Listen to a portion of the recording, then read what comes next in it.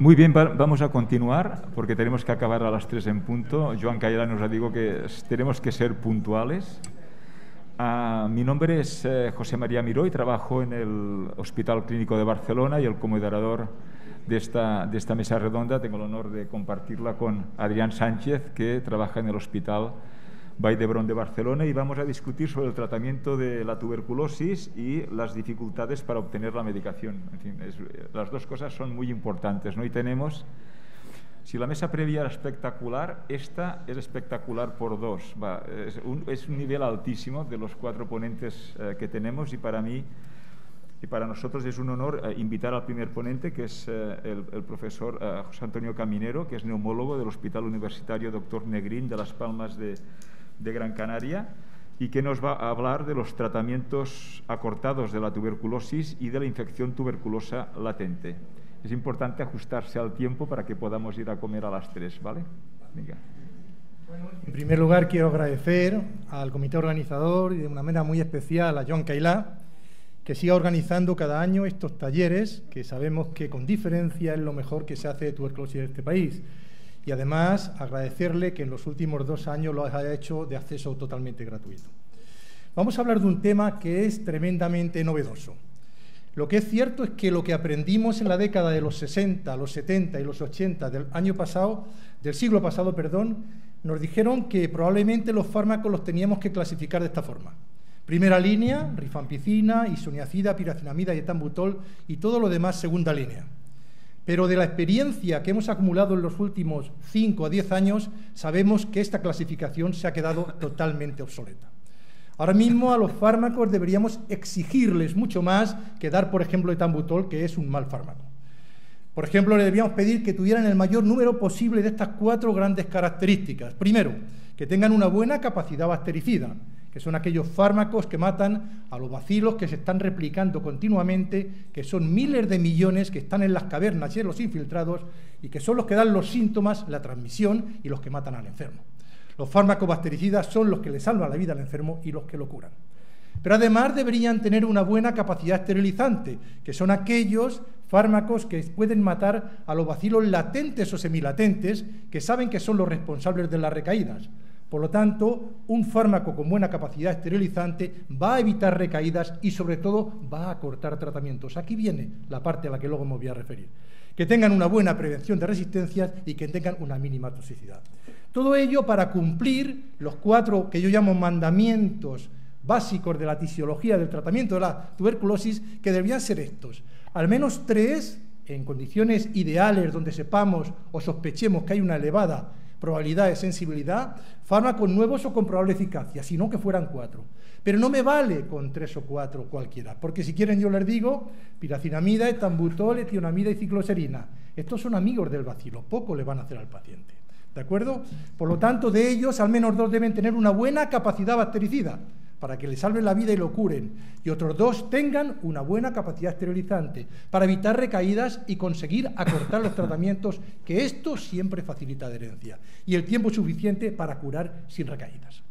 Es por ello que nuestro grupo hace ya como 10 años, en un monográfico que publicó la Sociedad Europea de Respiratorio y que luego actualizó en el 2008, ideamos esta tabla donde podemos ver, aquí ven ustedes, actividad bactericida alta, moderada, baja, actividad esterilizante alta, moderada, baja, prevención de resistencias alta, moderada, baja, y en la toxicidad la ponemos al revés, por eso pueden ver ustedes aquí la línea roja un poquito más gruesa, baja, moderada, alta. Y aquí tenemos todo lo más importante. Y pueden ver que solo hay un fármaco de momento que está arriba en las 4 grandes clasificaciones, que está en rojo para ponerlo fácil, que es rifampicina. Y a mí esto me produce un poquito de tristeza. ¿Por qué? Porque la rifampicina fue investigada o descubierta en el año 1963. O sea, en 60 años no hemos descubierto nada que sea mejor que rifampicina. Como digo habitualmente, es como si tuviéramos que tratar las neumonías solo con cloranfenicol. La buena noticia viene de aquí. Viene de que estos fármacos cada día estamos acumulando más evidencia de que se tienen que posicionar arriba. Todos ellos vienen potentes y por lo tanto deberían hacer que cambiara por completo esta clasificación de fármacos, porque estos nuevos fármacos son más eficaces y más esterilizantes con esta potencia que pueden tener para acortar los tratamientos. Es por ello que en esta publicación que hicimos aproximadamente hace un año, o que publicamos, cambiábamos lo que sería la elección de los fármacos. Vemos en rojo lo que es bueno y en negro lo que es malo, ¿de acuerdo? Y por lo tanto deberíamos ir siempre a por lo bueno y quitarnos lo malo, aunque esté entre medias muchos fármacos que estamos utilizando durante mucho tiempo. Pero por lo tanto, todos los rojos tienen capacidad esterilizante, por lo tanto todos tienen capacidad de acortar los tratamientos. Vamos a ver cómo se acortaron los tratamientos. Como siempre digo yo, tenemos que aprender de la historia, si no, no nos vale para nada. Miren ustedes, esta es una publicación que tiene más de 20 años, pero que es excelente. Es todo un número del International Journal of Tuberculosis, donde se revisan lo que fue la base de los ensayos clínicos aleatorizados del tratamiento de la tuberculosis. Aquí lo pueden ver ustedes. Pueden ver ustedes que había 11 eventos mayores, todos demostrados con ensayos clínicos aleatorizados realizados por los británicos. Miren el evento 9. En los ensayos clínicos aleatorizados que se hicieron desde el año 72 al 74, se demostró que el tratamiento se podía reducir a 6 meses cuando se incluía rifampicina y piracinamida, 2 fármacos esterilizantes. Por lo tanto, esta es una tabla que puede que sea difícil que la puedan ver, pero es muy buena porque quiero demostrarles, miren, cuando se ponía un esquema con estreptomicina, isoniazida y tiazetazona, un fármaco malo que ya desapareció, cuando se daba 6 meses curaban, pero recaían el 22%. ¿Por qué? Porque no había fármacos esterilizantes. ¿Qué hubo que hacer? Hubo que prolongar el tratamiento a 18 meses con los mismos fármacos para que los fármacos bactericidas durante muchos meses dieran la ocasión a que los latentes o semilatentes se puedan dividir y matarlos, para poder conseguir la misma eficacia, pero con unas recaídas que bajaron al 3%, 22 al 3%, con el mismo esquema, pero con mucho más meses. Y todo cambió cuando llega rifampicina. Miren ustedes, el mismo esquema, solo 6 meses recaían un 3%. O sea, la rifampicina se quitaba de medio 12 meses de tratamiento porque no era necesario esperar a los latentes o semilatentes a que se dividieran. Por lo tanto, de la historia de la quimioterapia aprendimos que solo cuando llegó la rifampicina se pudo reducir el tiempo del tratamiento por su potencia esterilizante a 9 meses, que luego cuando se añadió piracinamida se pudo reducir a 6 meses. Y esta evidencia histórica es la que mamamos todos los clínicos cuando vino la epidemia de MDR. Si no se puede utilizar rifampicina, pues tenemos que irnos a 18 meses porque no hay otra evidencia, ¿de acuerdo? Pero era porque entonces no había otros fármacos esterilizantes. Pero ahora tenemos muchos nuevos fármacos esterilizantes y la situación vuelve a ser la misma. Si tenemos un buen fármaco esterilizante, vamos a poder bajar a 9 meses, aunque no sea rifampicina. Si tenemos 2, vamos a poder bajar a 6 meses. Y si tenemos 3, vamos a poder bajar a 4 meses, como ahora vamos a poder demostrar. ¿De acuerdo? Por lo tanto, si queremos acortar los tratamientos de la tuberculosis con resistencia a rifampicina o de la infección tuberculosa latente, necesitamos muchos fármacos esterilizantes, ¿de acuerdo? Luego la conclusión es esa, necesitamos buscar fármacos esterilizantes para acortar el tratamiento. Y la pregunta sería, ¿y qué fármacos tienen buena actividad esterilizante? Pues vamos otra vez con esta tabla, todos estos lo están viendo aquí, ¿de acuerdo? Pero si quieren un poquito hacerlo más didáctico, vamos a irnos a la tabla que dio la OMS en el año 2019 para clasificar los fármacos cuando teníamos resistencia a rifampicina, que todos saben que estaba el grupo A, todos lo conocen, con la fluoroquinolona, bedaquilina, linezolid, el B y el C. Pues todos estos tienen capacidad esterilizante. Los 3 del grupo A y clofazimina del B. Y dentro del grupo C también delamanid, opertomanid, piracinamida y imipenen. Es que ahora tenemos muchos. Cuando no había rifampicina creíamos que era 18 meses, por lo tanto ahora podemos acortarlo. De esta manera y con esta información introductoria vamos a irnos al tratamiento de la tuberculosis. En el tratamiento de la tuberculosis saben que tenemos 2 grandes o 2 diferentes posibilidades. La primera, el tratamiento de la infección, que llamamos tratamiento preventivo, TPT, tratamiento preventivo de la tuberculosis. No le sigan llamando quimioprofilaxis, que dicen que es erróneo, aunque yo se la sigo llamando de vez en cuando. Y el tratamiento de la enfermedad. Es obvio que es mucho más importante el tratamiento de la enfermedad. ¿Por qué? Porque estamos tratando a enfermos que se pueden morir y que están transmitiendo. Pero también es muy importante el tratamiento de la infección, porque si no atacamos al reservorio endógeno, no vamos a poder soñar con erradicar la enfermedad en las próximas décadas. Y en el tratamiento de la infección, ya es una buena noticia ver todos los fármacos que se están investigando para poder dar tratamientos cortos. ¿De acuerdo? Todos ellos con capacidad esterilizante. Pero bueno, ya se ha mencionado antes en estas charlas, todo cambia con esta publicación que tiene ya 11 años, donde se demostró en terreno que 3 meses de isoniazida y rifapentina una vez por semana, 12 dosis, protegían lo mismo que 9 meses de isoniazida. ¿Qué cambio tenía? Que se añadía un fármaco con una potencia esterilizante tremenda. Luego hubo varios trabajos que demostraron la eficacia de este esquema. Luego vino este otro ensayo clínico aleatorizado, donde demostraba que 4 meses con rifampicina protegían lo mismo que 9 meses con isoniazida. Otra vez lo mismo, cambiar el fármaco, pero tan solo por uno que tuviera buena capacidad esterilizante. Y ya saben ustedes que esto fue la gran revolución que nos vino, donde en esta publicación de New England, ya tiene 3 años, se demostró que un mes con isoniazida y rifapentina, eso sí, aquí diario, podía proteger lo mismo que 9 meses con isoniazida. Potencia esterilizante para reducir los tiempos de tratamiento. Y esto hizo que hace ya más de 2 años la Organización Mundial de la Salud lanzó esta comunicación rápida donde ya decía que el 1-HP diario, un mes de isoniazida y rifapentina diario, u otro de 4 meses con rifampicina, se podía empezar a utilizar masivamente en el mundo para el tratamiento preventivo. Potencia esterilizante, como estábamos diciendo. Por lo tanto, ahora mismo tenemos todos estos esquemas que podríamos decir que son equipotentes en su eficacia. 9 meses de isoniazida o 6 meses, 4 de rifampicina, 3 de isoniazida y rifampicina, 3 de isoniazida y rifapentina semanal, 12 dosis, y un mes de isoniazida y rifapentina diario. ¿De acuerdo? Tenemos que irnos prioritariamente por los más acortados porque nos facilitan la supervisión y evitan los abandonos. Por lo tanto, ese sería el esquema que deberíamos ir. La doble combinación de isoniazida y rifapentina, que se está utilizando en muchas partes del mundo, pero que lamentablemente en España no podemos hacerlo. Yo creo que luego Ken Castro nos va a abordar este tema, ¿de acuerdo? ¿De por qué? Porque la Agencia Europea del Medicamento todavía no lo ha aprobado, pero porque todavía Sanofi no le ha enviado todo lo que serían los datos. Ahora mismo, por ejemplo, pues sin embargo, en casi toda África lo podemos utilizar y en toda América Latina, y en España y en Europa no, nada más que en 9 países de Europa. Bien, por lo tanto, estas serían las conclusiones del tratamiento preventivo. Es cierto que los mejores datos se han tenido porque se han hecho durante 20 años, ensayos clínicos aleatorizados con isoniazida, pero que lo ideal es utilizar fármacos esterilizantes, de tal manera que estos serían los esquemas ideales a utilizar. Y pongo en grande el 3 meses con isoniazida y rifampicina porque mientras tenemos la rifapentina disponible en España sería el esquema de tratamiento preventivo ideal para administrar en nuestro país. ¿De acuerdo? Bien, y vamos con el tratamiento de la enfermedad. Aquí lo mismo, miren también todos los fármacos que afortunadamente se están investigando en diferentes fases para la tuberculosis. Todos ellos con potencia esterilizante. O sea, es que vamos sobre todo a acortar los tratamientos, porque ya con buena actividad bactericida tenemos muchos de ellos. Y saben que el tratamiento de la tuberculosis sigue todavía pivotando en torno a la rifampicina. Los que tienen sensibilidad a rifampicina, que se curan fácilmente, y los que tienen resistencia a rifampicina, donde el fármaco fundamental son las fluoroquinolonas. En la sensibilidad a rifampicina sigue siendo vigente este esquema. El esquema que todos conocen, 2 meses con isoniazida, rifampicina, piracinamida y etambutol, y 4 meses más con isoniazida y rifampicina. Pero no crean que tengo problema de vista ni me he vuelto daltónico. La R me ha salido grande porque es un esquema rifampicin dependiente. ¿De acuerdo? Bien, este esquema es un esquema bueno, sí, pero no es el mejor. Este es un esquema que tiene 40 años. ¿Cómo puede ser que no hayamos desarrollado un esquema mejor en 40 años?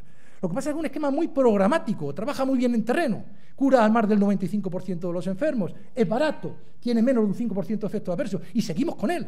Pero ahí hay muchos fármacos que serían claramente superados en un futuro cercano si utilizamos fármacos mejores. Etambutol es un mal fármaco, piracinamida es un fármaco muy débil. Isoniazida solo tiene capacidad bactericida, no esterilizante. ¿De acuerdo? Pero bueno, no digo que lo cambiemos, solo que en un futuro cercano tenemos que diseñar esquemas diferentes. Una pequeña salvedad, por favor, si tienen baciloscopía positiva al final del segundo mes, no cambien a la fase de continuación, porque podría haber un riesgo de que se amplificara resistencia a rifampicina, a no ser que tengamos sensibilidad a isoniazida y rifampicina. Y algo también muy importante, que ya lo tenemos aquí, ahora que tenemos pruebas moleculares rápidas, que desde el día 1 nos están diciendo qué ocurre con isoniazida y rifampicina, si podemos descartar resistencia a isoniazida, no sería necesario el etambutol. No se olviden que el etambutol lo hemos dado de una manera masiva por desconocimiento de lo que ocurría con isoniazida.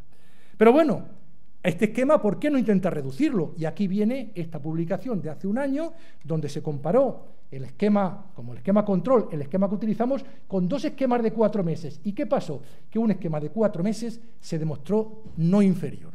¿Qué cambio tenía este esquema? Pues miren, cambiaba etambutol, que es ni fu ni fa, y lo cambiaba por moxifloxacina, que tiene una tremenda potencia esterilizante. Y luego rifampicina lo cambiaba por rifapentina, que cuando se van acumulando dosis tiene mayor potencia esterilizante. O sea, tan solo con mayor potencia esterilizante demostró que era lo mismo. De tal manera, que luego no lo podrá decir Ken, los CDC en Estados Unidos, hace ya 7 meses, han dicho que este es un esquema perfectamente para utilizar en terreno en los pacientes nuevos. Un esquema de 4 meses. Y la Organización Mundial de la Salud, hace ya 1 año, también dijo que este esquema se podía empezar a implementar ya de manera general en los países. 4 meses de isoniazida, rifapentina, piracinamida y moxifloxacina. Una cosa importante. Una cosa, generar la evidencia que está generada, y otra cosa es llevarlo a la práctica. ¿Por qué? Porque miren ustedes, de rifapentina hay que dar 1.200 miligramos y las pastillas que tenemos disponibles tienen 150 miligramos. Luego hay que dar 8 pastillas de rifapentina, una de isoniazida, 6 o 7 de piracinamida y una de moxifloxacina. Luego, esto es una evidencia que está ahí, pero esto hay que, como yo digo, hay que programatizarlo, hay que operacionalizarlo. Hay que aginarlo. Y bueno, pues en España, de momento, no nos volvemos locos porque no tenemos la rifapentina. Y nos vamos con la resistencia a la rifampicina. En la resistencia a la rifampicina hay una serie de definiciones que han cambiado. Miren, la definición de resistencia a la rifampicina RR sigue siendo la misma, ¿de acuerdo? MDR sigue siendo la misma, que es resistencia a isoniazida y rifampicina. Pero se aceptó ya oficial la pre-XDR, y es cuando tenemos isoniazida, rifampicina y quinolonas. ¿De acuerdo? Esto antes los clínicos lo manejábamos, pero no era una definición aceptada oficialmente. Y luego viene la nueva XDR, que es cuando tenemos isoniazida, rifampicina, fluoroquinolonas y linezolid o bedaquilina, o los dos. O sea, nos vamos por el grupo A. Esto es importante que lo conozcamos. Pero en cualquier caso, se ha ido acumulando la evidencia. Ya se publicó hace 2 años este esquema para lo que entonces eran XDR, que con la actual definición sería pre-XDR, con 6 meses con bedaquilina, pretomanit y linezolid, como se estaba utilizando en Ucrania, como estaban comentando, para los pre-XDR, ¿de acuerdo? También tenemos el Practical TV, que ha demostrado que 6 meses con estos 4 fármacos y con 600 miligramos diarios de linezolid, que se pueden bajar a 300, son igual de eficaces. Y no digamos este, que se ha publicado hace solo 2 meses, que vuelve a validar lo mismo.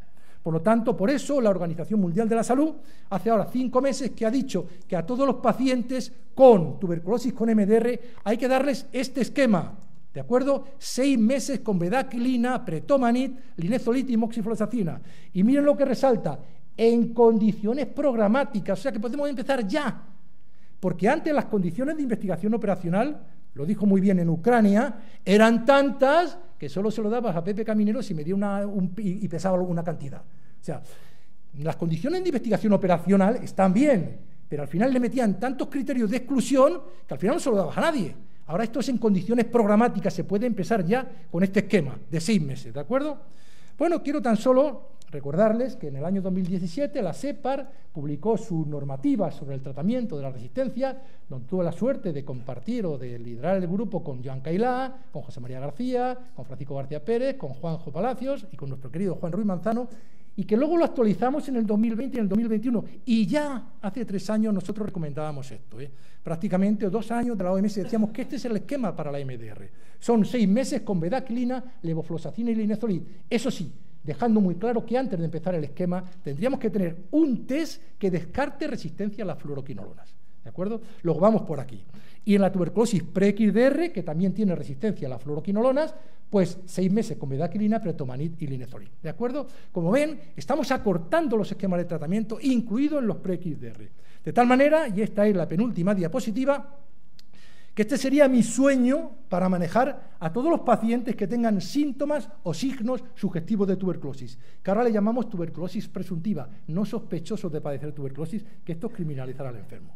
Todo paciente que tenga signos o síntomas sugestivos de tuberculosis hay que hacerle una prueba molecular rápida, altamente sensible, como Ginesper con cartuchos ultra o cualquiera de las nuevas plataformas, BDMAS, Aborrealtine, Cobas, cualquiera de ellas, que detecte a la vez no solamente mucha más tuberculosis para detectar más, sino cada vez me detecte resistencia a rifampicina o a isoniazida y rifampicina. Y esto me va a decir si hay tuberculosis y si no hay resistencia a rifampicina o si la hay. Si no hay resistencia a rifampicina, podemos seguir de momento, hasta que acumulemos evidencia, con el esquema que estamos utilizando. ¿Por qué? Porque cuando no hay resistencia a rifampicina, en el terreno es casi lo mismo que decir que hay sensibilidad también a piracinamida y etambutol. Es lo que yo digo, que me dice el laboratorio, que no me lo pone en el informe. Cuando me dice que hay sensibilidad a rifampicina, en mi mente de clínico acepto que también la hay a piracinamida y etambutol, más del 90% de las veces. Por lo tanto, aquí el problema podría ser la resistencia inicial a la isoniazida. Bueno, pero esto van a llegar con una baciloscopía positiva al final del segundo mes. Y aquí sí que hay que hacer una prueba molecular rápida que detecte isoniazida y rifampicina. Aquí ya no me vale solo con rifampicina. Con una triple posibilidad de resultados. Si no detecta resistencia a ninguno de los dos, puedo mudar a la fase de continuación, pero la prolongo hasta los 9 meses para evitar recaídas después de la curación. Si hubiera una monoresistencia a isoniazida, aquí, al final del segundo mes, no estaría indicado cambiar isoniazida por levofloxacino, porque el paciente viene con baciloscopía positiva, el esquema puede venir tocado, y porque tenemos un metaanálisis publicado en diciembre del 2016 por Gegia que demuestra que el esquema de 9 meses con los 4 fármacos cura igual. Por lo tanto, aquí no añadimos levofloxacino. Y si tuviera una RR, una MDR aquí, sería lo mismo. A todos les hago un test molecular rápido que me diga qué ocurre con las quinolonas. Preferible el Ginesper con cartuchos XDR. Si no hay resistencia a las fluoroquinolonas, me voy por cualquiera de los dos esquemas de 6 meses que hemos dicho, el que recomienda OMS o el que recomendamos en SEPAR, y si tengo resistencia a las quinolonas, me voy por el Vical. De tal manera que de esta manera solo tengo que darle tratamientos individualizados a los XDR o más que XDR, que no son prácticamente ninguno. De esta forma, con una sola prueba molecular, el Ginesper, con 2 cartuchos, el Ultra para detectar tuberculosis y resistencia a la rifampicina, y el XDR para detectar resistencia a la fluoroquinolonas. Una prueba molecular y 2 cartuchos y 3 esquemas de 6 meses, estoy dándole el mejor tratamiento que pueden requerir nuestros enfermos. Esto se llama comportarnos casi como la gente del VIH, como los SIDA, que dan tratamientos muy bonitos, ¿no? Y no nosotros que hemos dado a todos y luego 3 meses después venía, anda, pues si viene resistente, ¿qué hago ahora? Nuestros enfermos se merecen el mismo tratamiento que los pacientes con SIDA. Bueno, quiero terminar, por lo tanto, dejando muy claro que nunca podemos aceptar la palabra incurable. ¿De acuerdo? ¿Por qué? Lo hemos demostrado, tenemos muchos recursos en la actualidad, pero además que el paciente no se lo merece. Y nosotros somos clínicos, no podemos aceptar la palabra incurable en una enfermedad infecciosa. Y la última es para denunciar una vez más, no sé cuántos años llevo trayendo esta diapositiva a este taller, y la voy a seguir trayendo, lo que está ocurriendo en España. Miren ustedes, problemas con la rifampicina. Hay desabastecimiento ahora de Rifater en el país. Con frecuencia lo hay de Rincure y de Rinstar. El Rifinat, con mucha frecuencia, ahora tampoco lo hay. La rifampicina solamente hay la de 300 y no la de 600, con lo que él tiene doble pastilla. Cuando no tienes todo esto junto, te tienes que ir a los fármacos separados. Y la piracinamida solo está la de 250 miligramos, luego hay que dar 8 pastillas. Esto no puede ser. ¿De acuerdo? Pero además, por si fuera poco, es que la bedaquilina, la Agencia Española del Medicamento, la ha aprobado recientemente, pero con muy exquisitas indicaciones, de tal manera que como es tan cara, si quieres recomendar la bedaquilina, tienes que invitar al gerente a cenar para que te la pruebe, si no, no la vas a tener, ¿de acuerdo? Y ya no digamos qué ocurre con la rifapentina, que la hemos dicho antes. Esto debe ser denunciado enérgicamente. Yo les digo ahora mismo, y esto está claro, ahora mismo tener una MDR puede que sea mejor tenerla en Sudáfrica que tenerla en España, porque no tenemos ningún problema con ninguno de estos test y ningún problema con ninguno de estos fármacos. Muchas gracias.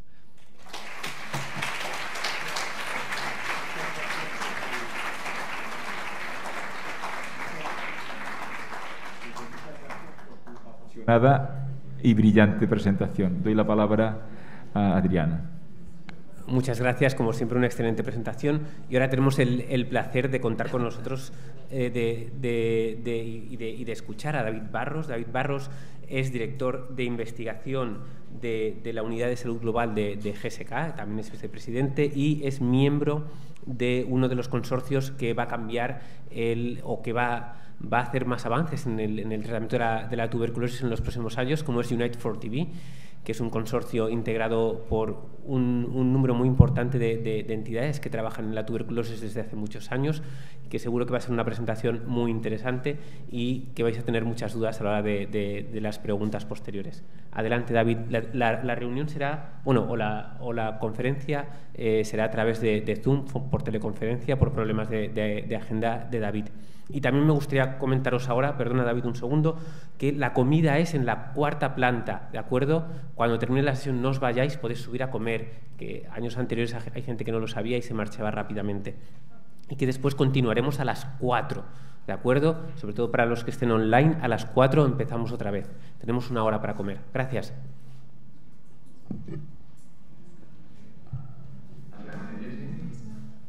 Sí, te escuchamos bien, David, gracias.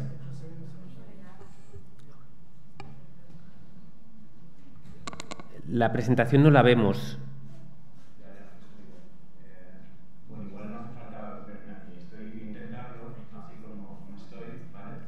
Un segundo. Perfecto. Si no, das paso al siguiente mientras, o si quieres hacerlo ya, si no te importa, y pruebo a meterme, aunque aclare un poco lo que tenéis pensado. ¿Vale? Así No, bueno, que intente un poco más. Y si quieres, intentar un minuto más, a ver si conseguimos arreglar los problemas técnicos, y si vemos que no, pasamos al siguiente ponente. Un minuto podemos esperar. Estoy intentando compartir dentro de Zoom, lo que es mi pantalla.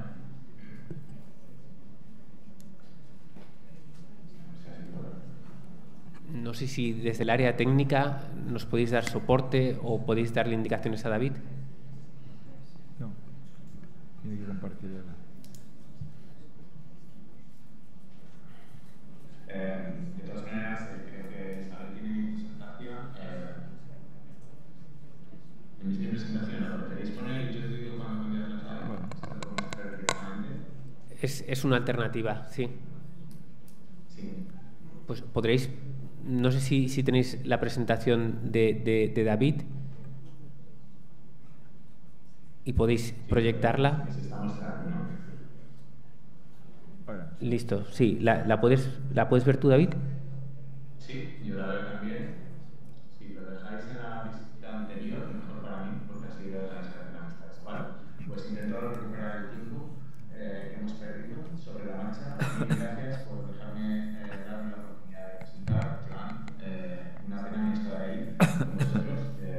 Me encuentro hoy en la entidad del Cabo presentando también estos datos que estáis viendo ahora. Entonces, os voy a hablar del GSK 656. Que como el profesor Caminero decía, hacen falta nuevos fármacos. Este es uno de ellos. Y os vengo a presentar aquí los datos del primer estudio que hemos hecho en pacientes con este compuesto. Si pasáis a la siguiente slide, solamente para decir, declarar mis conflictos de intereses. Quiero ver si veis la siguiente slide. Vale.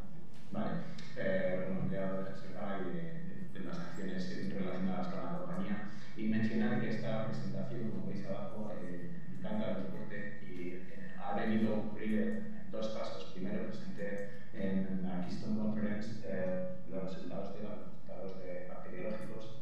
El viernes presenté los datos en la entidad del Cabo de la utilización de PET-CT en el estudio, y hoy en Barcelona, aunque yo no estoy ahí, se finaliza el triatlón con la primera vez que puedo presentar todos los datos juntos. Así que, aunque individualmente estas presentaciones se han hecho, vais a ser los primeros que veis en la presentación total del compuesto. Si vais a la siguiente slide, y voy hablando sobre la marcha, pues bueno, esto punto ha sido muchas veces dicho, y creo que es una realidad, que los números de tuberculosis a nivel mundial van a ir empeorando durante los próximos años como una consecuencia de la falta de efectividad de los tratamientos que tenemos, y quizá de una falta de detección temprana que han comentado otros conferenciantes, con lo cual no tengo que entrar. El siguiente slide. Nuestra aproximación, creo que esto ya lo he discutido en algunas otras reuniones, para conseguir traer nuevos fármacos. Si pasáis a la siguiente slide. Vale. Es no hacernos secuencias sin paralelo. ¿Qué es lo que supone esta estrategia para conseguir esos fármacos, esos tratamientos que sean más simples, más cortos y mejor tolerados por los pacientes? Que tenemos que desarrollar todos los compuestos a la vez. Es decir, vamos a crear un tratamiento nuevo, como el que nos indicaban antes, pero totalmente nuevo, sin coger otros medicamentos. Pero para esto hace falta que muchos compuestos se han desarrollado, algunos se caerán, y tenemos que tener muchas pruebas posibles.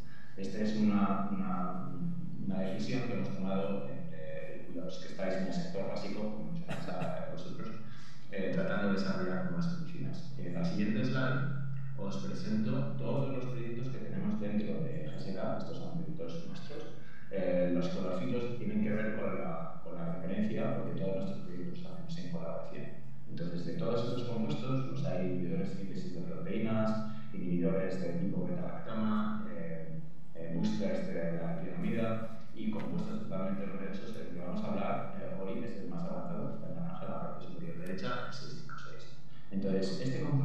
dónde sale. Si vas a la siguiente slide, que no está muy ocupada, pero solo me voy a fijar en las partes críticas.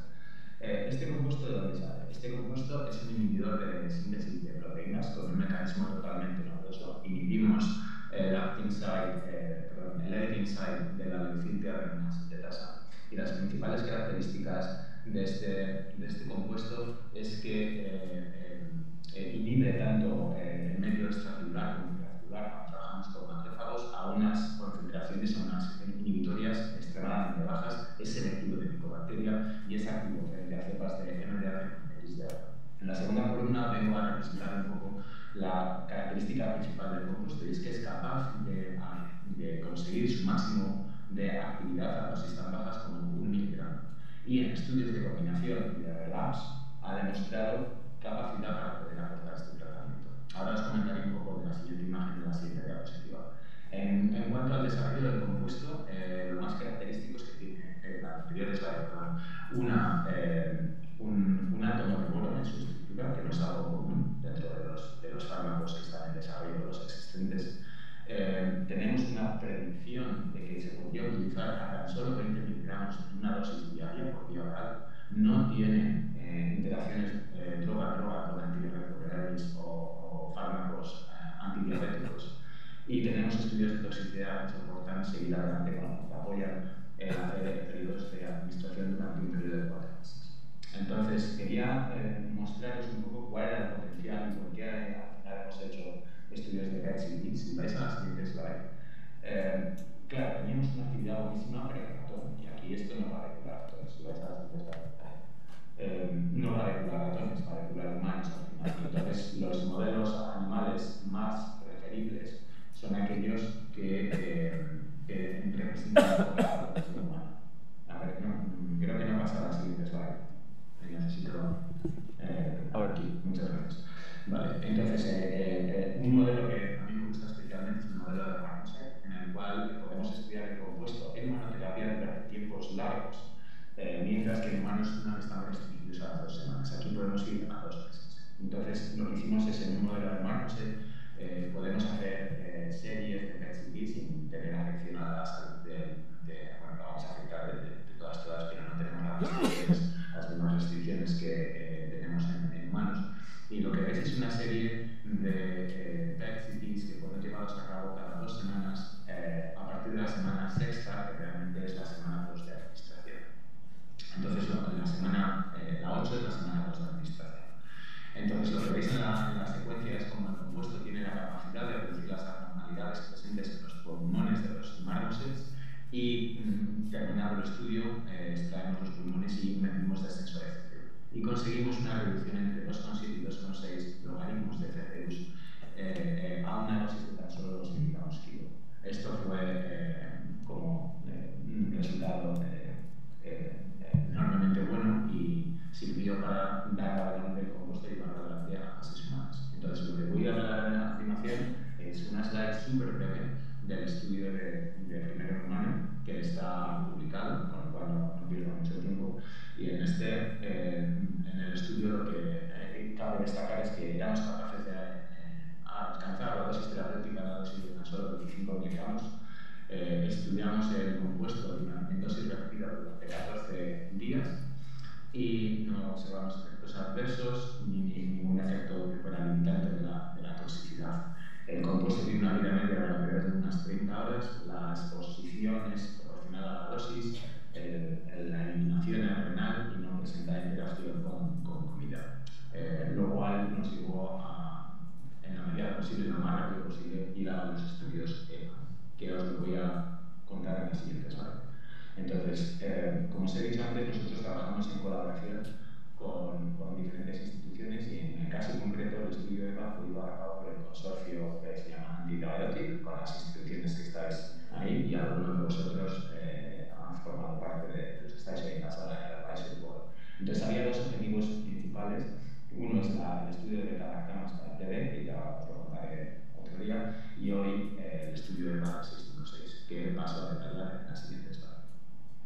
Entonces, en este estudio, es un estudio EVA normal, que creo que la mayoría de vosotros lo conocéis, vamos a ver el compuesto en monoterapia, el máximo tiempo que se nos permite, que son los 14 días, y lo que vamos a hacer va a ser a día 1 y a día 14. Vamos además a registrar un PET-CT para los pacientes en la dosis más alta, o de 30 miligramos, y en la más baja, de 10 gramos. Luego seguimos al paciente durante 15 días y empieza la fase de terapia normal. Entonces, los resultados que obtuvimos están en la siguiente slide. Por favor, os voy a contar primero los resultados. Entonces, si lo tenéis en el lado de la derecha, veis las diferentes dosis de 1, 5, 15 y 30 miligramos de dosis diaria por consulta oral. ¿Cuál es la respuesta que da el estándar of care, el clorpromazol, los 4 fármacos? Y la desviación, lo que estamos viendo es descenso en las unidades formadoras de colonias para los diferentes grupos. Entonces, dos cosas podemos ver: que la dosis de 1 miligramo fue no efectiva, no hay apenas diferencia entre las dosis de 5 y 30 y 15, y una respuesta bastante potente en el grupo de 30 miligramos. Esto es importante, necesitábamos una dosis que no funcionase para saber dónde estaba el límite, y la dosis de 30 miligramos está muy cercana al estándar of care. Recordad que aquí solo estamos utilizando 6,6 de monoterapia. Estos resultados correlacionaron también las TCUs para el time to positivity. Perdonad si utilizado un anglicismo que está en la siguiente slide, donde podéis ver que en términos no de CTUs, de time to positivity, tenéis las diferentes gráficas. No sé si vosotros las veis muy bien, pero la de 1 miligramos es la de azul y la de 30 miligramos es la amarilla, que casi solapan algunos de los días con la del estándar of care. Por supuesto, estos resultados nos muestran el potencial del compuesto. Es solamente un primer paso, y aquí lo que es importante es ver qué capacidad tenemos, no solo de bactericida, sino esterilizante, como decía, que es el proceso. Entonces, en la siguiente slide os voy a presentar muy brevemente qué es lo que hacemos o por qué hacemos los PET-CTs. Es algo muy parecido a lo que se ha enseñado antes en los macrosets. Es muy complicado, pero lo que tenemos es el acceso a un acceso total a entender cuál es, de una manera computerizada, como haríamos en oncología, entender cómo está distribuida la enfermedad a lo largo del pulmón en las diferentes partes en las que se compone, y al final lo que vamos a hacer va a ser subdividir toda la capacidad torácica en pequeños boxes, que son como cubitos, en los que podemos entender si es un cubito que está relacionado con la enfermedad. Es bastante complicado explicar cómo lo hacemos esto, pero lo que tenéis aquí representado en ese color es aquellos cubos que parecen estar asociados a lesiones de tuberculosis están identificados. Entonces, vamos a generar, o sobre todo, nos centramos en dos parámetros. El volumen de la lesión, que es la suma del volumen correspondiente a todos los cubitos de color rojo que los hay, y la actividad glicolítica total, que hace referencia a la uptake de glucosa 18, como un indicativo de la actividad o de la presencia de bacterias.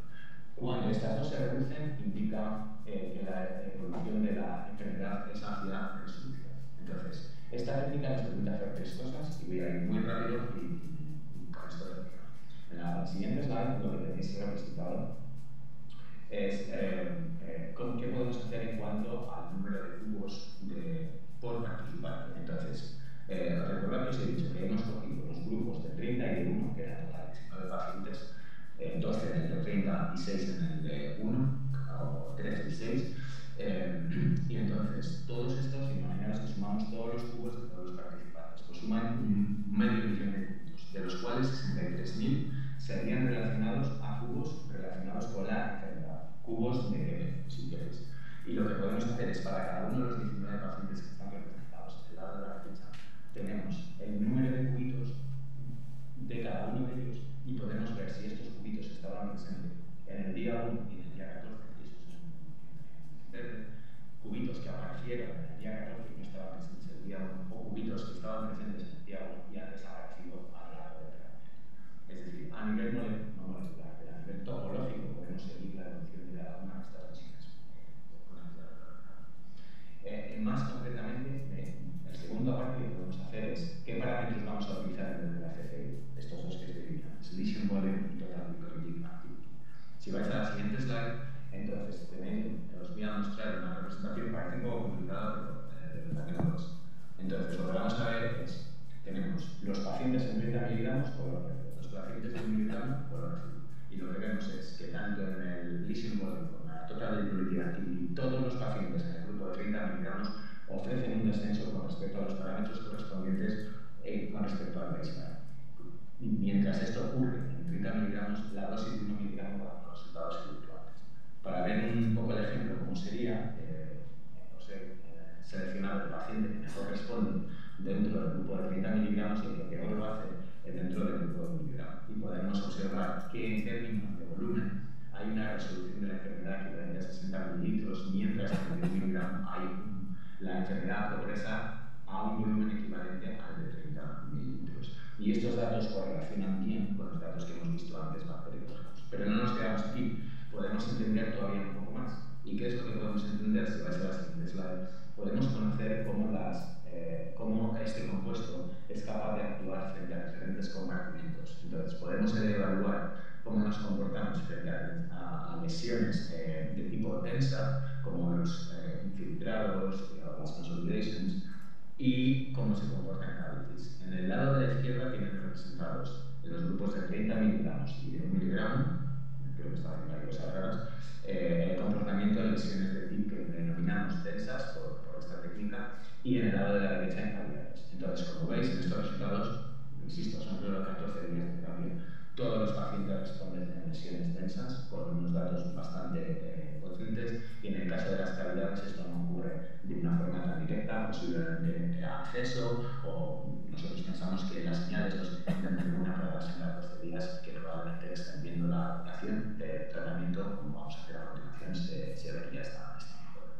Entonces, si vais a la siguiente slide, esta es, como decía casi el doctor Romero, mi penúltima slide que vamos a hacer ahora.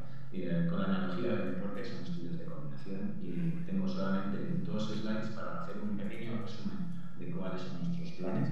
El primero de ellos, si vais a la siguiente slide, hace referencia a estudios de combinación en un consorcio de juego. Muchos de los miembros que estaban en Antibiotic repiten en TVTV. Ahora cambiamos de organismo financiador, antes era Horizonte 2020, ahora es el TVTV. Y en este estudio lo que vamos a hacer va a ser estudios de EVA en combinación. Es decir, vamos a evaluar 656 en combinación con betaquilina y hacer un EVA de la combinación binaria en combinación con betaquilina y hacer un estudio de la combinación binaria en formato EVA, y también con el inhibidor del TCR1, el BTZ-043 de la Universidad de Múnich.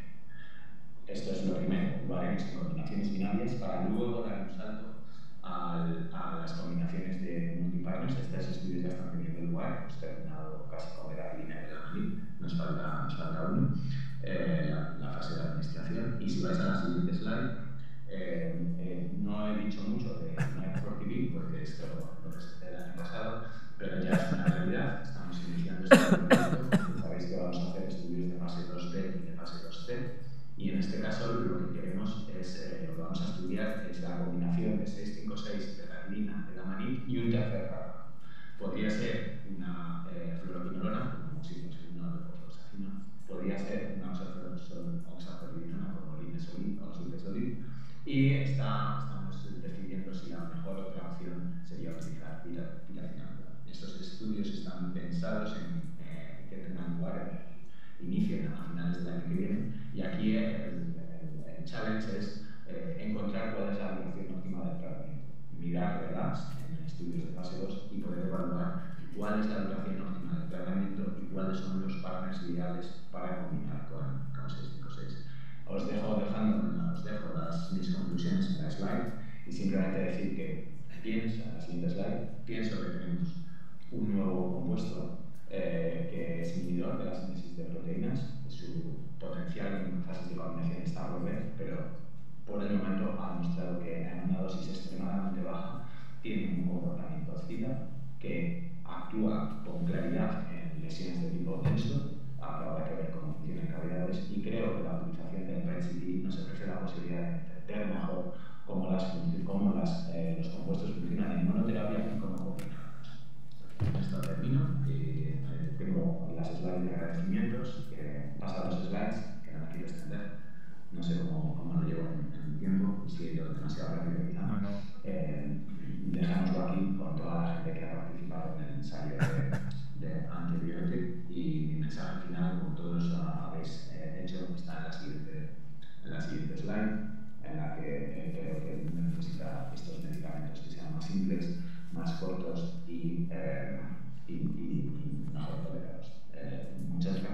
siento no poder estar con vosotros y no saber cómo poner la cámara, que lo intentaré ahora, por si en alguna de preguntas me podáis ver y que veáis que de verdad estoy encima. Muchas gracias.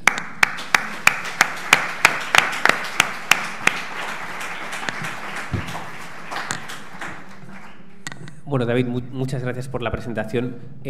No sé qué prefieres, si que hagamos las preguntas ahora o estar con nosotros hasta el final de la charla y que te preguntemos después.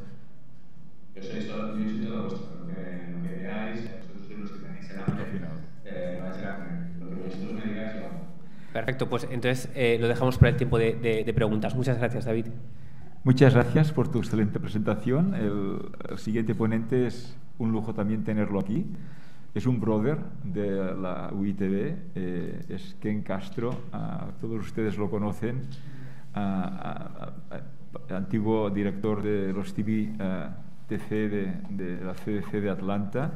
Actualmente, él como epidemiólogo trabaja en la Rollins School of Public Health en la Universidad de Emory, una de las más prestigiosas en Estados Unidos, en Atlanta, y nos va a hablar de un largo camino para él, pero para nosotros imposible, de la rifampicina, ¿no? ¿Cuándo llegará a nuestros pacientes? Mil gracias. José María. De verdad es un placer estar de regreso en Barcelona y ser partícipe de estas jornadas tan estupendas que se dan anualmente ya hace 26 años.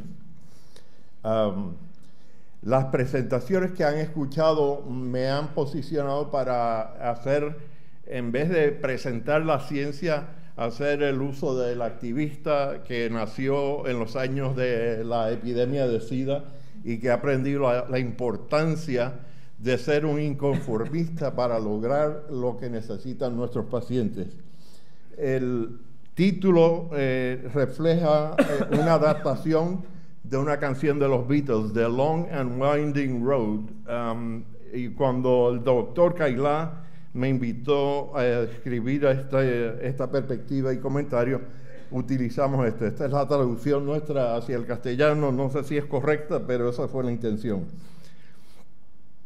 En cuanto a declaración de conflicto de interés, ninguno, aparte de ser un rebelde.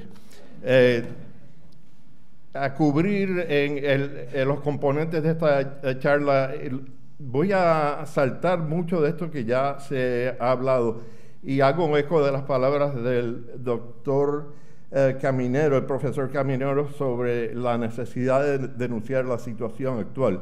Pero comencemos con un poquito de historia sobre la rifampicina, el cual es un medicamento importantísimo, como ya han visto, para los esquemas acortados, para el tratamiento de infección de tuberculosis latente, al igual que para el tratamiento de personas que tienen tuberculosis, la enfermedad de tuberculosis que es sensible a las rifampicinas. En el 1957, la compañía Daula Petit italiana montó un proyecto para identificar nuevos antimicobacterianos, y entonces de ahí salen los metabolitos naturales de la nocardia mediterránea, que son las rifamicinas. Ya han escuchado sobre la sobre la rifampicina, que ya desde el 1968 se está usando. Para el 65 se sintetiza la rifampicina, la cual es semisintética y tiene un ciclopentilo sustituido. Ahí tiene la formación química o la estructura química. Inhibe la polimerasa ARN del micobacterio de tuberculosis. Tiene el beneficio de que el tiempo de vida medio en sangre es de 13 horas y la concentración plasmática pico se da de 5 a 6 horas. Ya escucharon de la doctora Tussell la inducción de enzimas hepáticas de la rifamicina.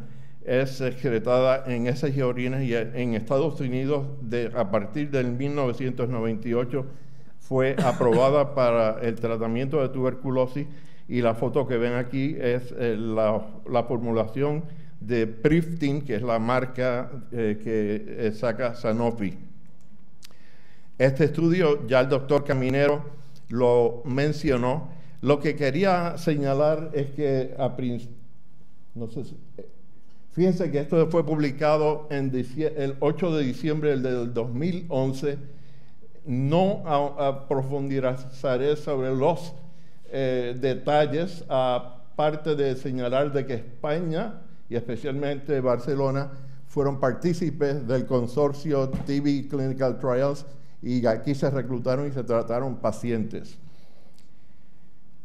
Al día siguiente, ya a raíz de ese hallazgo, los Centros para Control y Prevención de Enfermedades, abreviado como CDC por sus siglas en inglés, recomiendan este esquema para el tratamiento de la infección latente. Como ya mencionó el doctor Caminero, parte del reto es la carga de pastillas que tienen que tomar estas personas. Tienen que tomar 900 miligramos de isoniazida, y dependiendo del peso pueden ser 6 comprimidos más de la rifapentina. Se ha demostrado claramente de que es un esquema costo efectivo. En un plazo de 20 años, el tratamiento de infección tuberculosis latente inicial con el esquema combinado de isoniazida y rifapentina comparado con 9 meses de isoniazida resultaría en una disminución de 5,2 casos y 25 menos años de vida ajustados por calidad perdida, o abreviado en inglés como Quality Adjusted Life Years, por cada 1,000 personas tratadas. Es más costosa en el momento que se logró este estudio, que fue en el 2013. Sin embargo, los autores dicen el esquema combinado acortado con isoniazida y rifapentina resultaría costo efectiva, especialmente si el precio de la rifapentina disminuye. Y ya veremos un poco más adelante. Segundo, la efectividad puede ser mantenida sin terapia directamente supervisada o observada.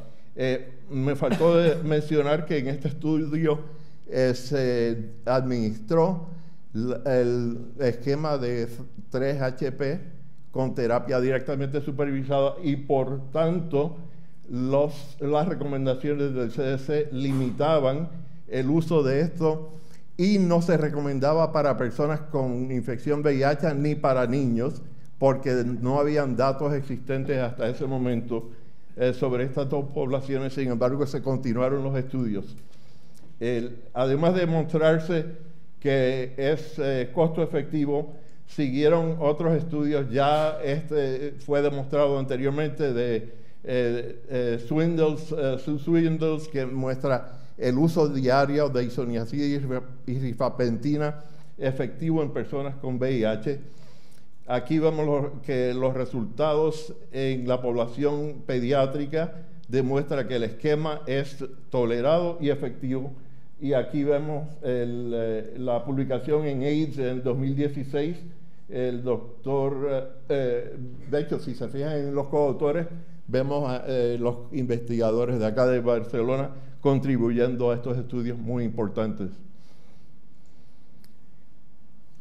Se pasaron después a estudios usando este esquema de manera autoadministrada, usando recordatorios de texto por teléfonos móviles, y se demuestra que tanto en Estados Unidos, Hong Kong, España y Sudáfrica sí se puede utilizar esto, y saltaré todo esto. Tienen acceso a mis diapositivas, pero estoy tratando de recobrar tiempo sobre la marcha para tener oportunidad de las preguntas y respuestas. A raíz de eso, entonces, los CDC recomiendan el esquema, aun cuando se le llama 3-HP, son 12 dosis. Yo les digo que si yo convierto mi tuberculina o salgo con cuantiferón positivo, este es el esquema que yo voy a tomar. Yo no voy a aceptar 9 meses de isoniazida. Se muestra también de que el tratamiento de personas con tuberculosis latente es muchísimo más barato que el costo de tratar personas con enfermedad activa. y ya hemos visto a través del doctor Caminero y otros ponentes de que la OMS también ha pasado a recomendar estos esquemas de tratamiento. Aquí solamente para mostrar que el costo de los comprimidos definitivamente es más alto. El costo directo de las pastillas y el costo a nivel de sociedad es más caro. Pero todo esto es temporero. El estudio que también se mencionó ya por el doctor Caminero es mostrando cómo un esquema de 4 meses que incluye la rifapentina y moxifloxacina es sumamente efectiva para personas con tuberculosis activa que no es resistente a las rifampicinas. Y aquí vemos la diferencia en que logró lo que en los ensayos clínicos se le llama el non-inferiority, y siempre me ha dado muchísimo trabajo traducir esto al español, de no-inferioridad, es similar, al fin de cuentas. Y nuevamente hemos visto como ya esto se ha convertido tanto en una parte de las guías que tiene el CDC, y dicho sea de paso, cuando hablo de guías del CDC, son guías del CDC con coautores de la Sociedad de Infectología Americana, la Sociedad Torácica Americana, y cuando es necesario incluimos a los pediatras también, la Academia de Pediatras. O sea que son guías que no salen de una entidad de salud pública, sino que son consensuadas con las sociedades profesionales de relevancia en Estados Unidos. Y hemos visto que ya la Organización Mundial de la Salud también ofrece esto como una alternativa para el tratamiento. Aquí entran entonces los activistas en acción. El Treatment Action Group, quien ha sido un grupo importantísimo para lograr de que en los Estados Unidos se adopte el uso de terapia antirretroviral contra el VIH, se han preocupado por la tuberculosis y la hepatitis y se han comprometido a trabajar en esto. Y ahora, el 1 de agosto, salió estas nuevas formulaciones a nuevos precios, no dan excusas a seguir con la situación actual. Se dio un acuerdo facilitado por UNITAID y el Clinton HIV la fundación de Clinton, y ahora produce este medicamento la compañía farmacéutica Lupin y MacLeod en 138 países, incluyendo varios países de ingresos medianos, altos y medianos con alta carga de tuberculosis. Tenemos ejemplos de estos países aquí. Tienen acceso a 2 formulaciones, isoniazida de 300 con rifapentina de 300 en combinación de dosis fija, o la rifapentina sola por 300 miligramos. También exhortan al Fondo Mundial y a la entidad americana que está involucrada en la diseminación de antirretrovirales a través del mundo, el President's Emergency Response for AIDS Relief, el PEPFAR, incluir la compra de estos medicamentos para cortar el tratamiento en personas con VIH en diversas partes del mundo. En el catálogo del Global Drug Facility por la Alianza Mundial contra la Tuberculosis, ya vemos que están los comprimidos de rifapentina de 150, de 300 y la dosis fija combinada. Además de eso, hay una solicitud para incluir la rifapentina en medicamentos esenciales de la Organización Mundial de la Salud. O sea, como ven ustedes, espero que a cada vez se le haga más difícil a los países europeos a prescindir de estos medicamentos. En el contexto mundial, y como verán en el editorial que escribimos, España y el resto de Europa está en una situación de agravio comparativo en relación a la disponibilidad de este medicamento. Es una denuncia y una llamada a acción. El Tuberculosis European Network, y creo que el doctor Guglielmetti, quien hablará próximamente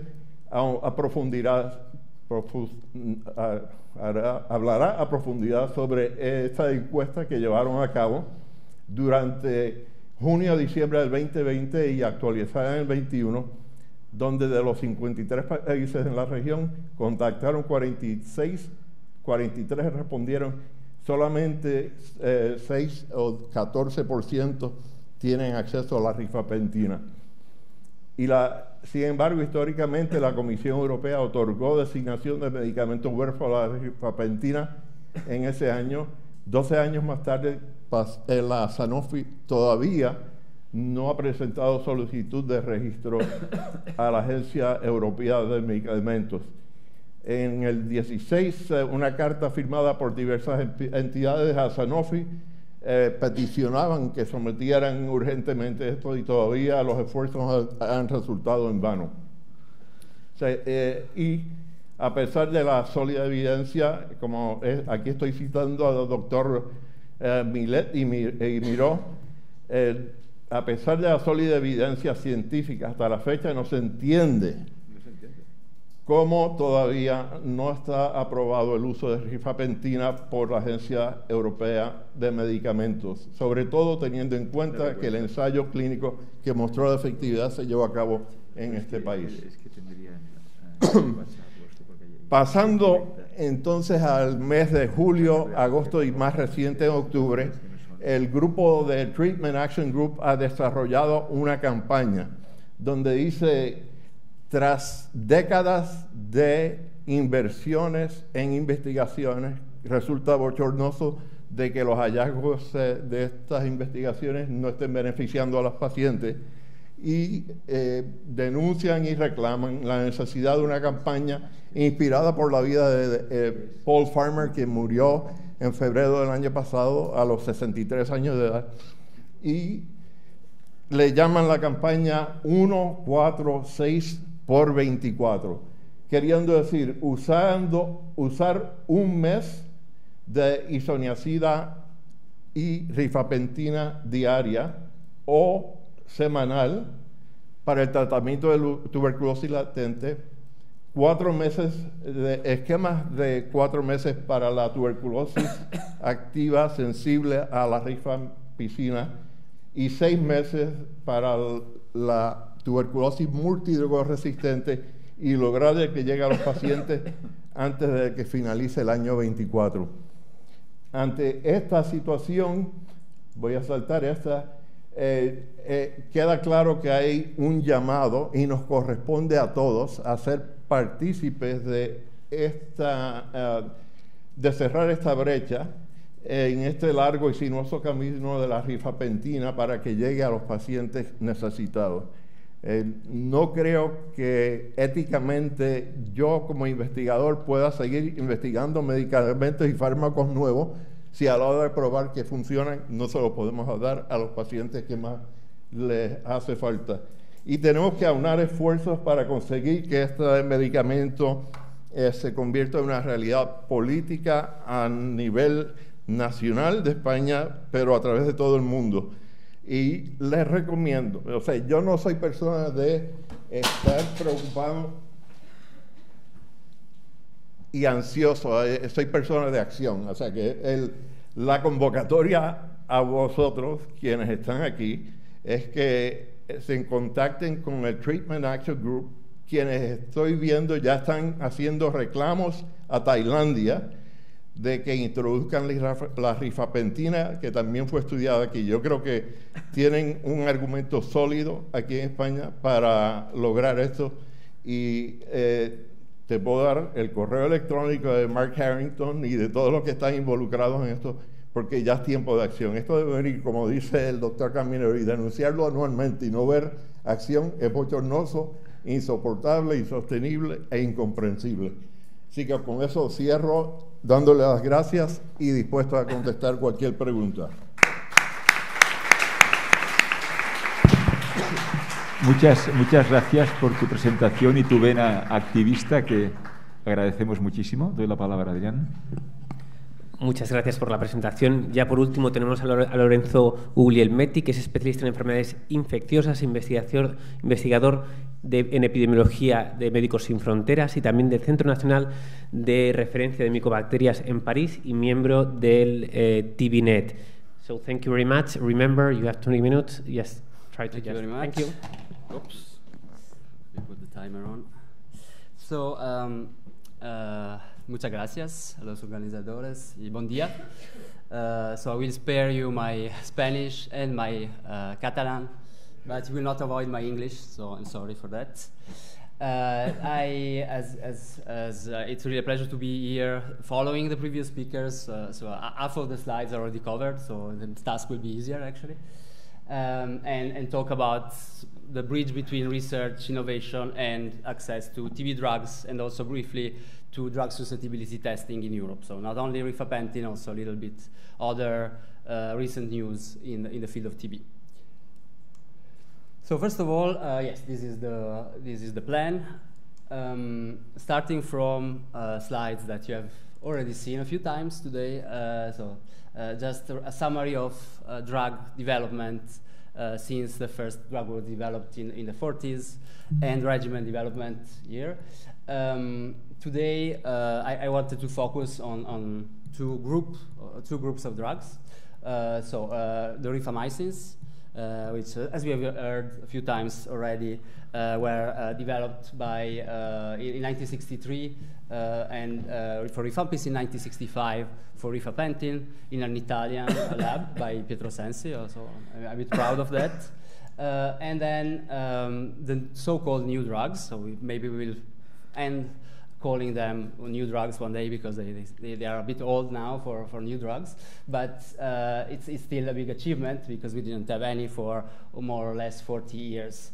And these drugs here are pritomanid, bedaquiline, and delamanid. So first, rifamycins.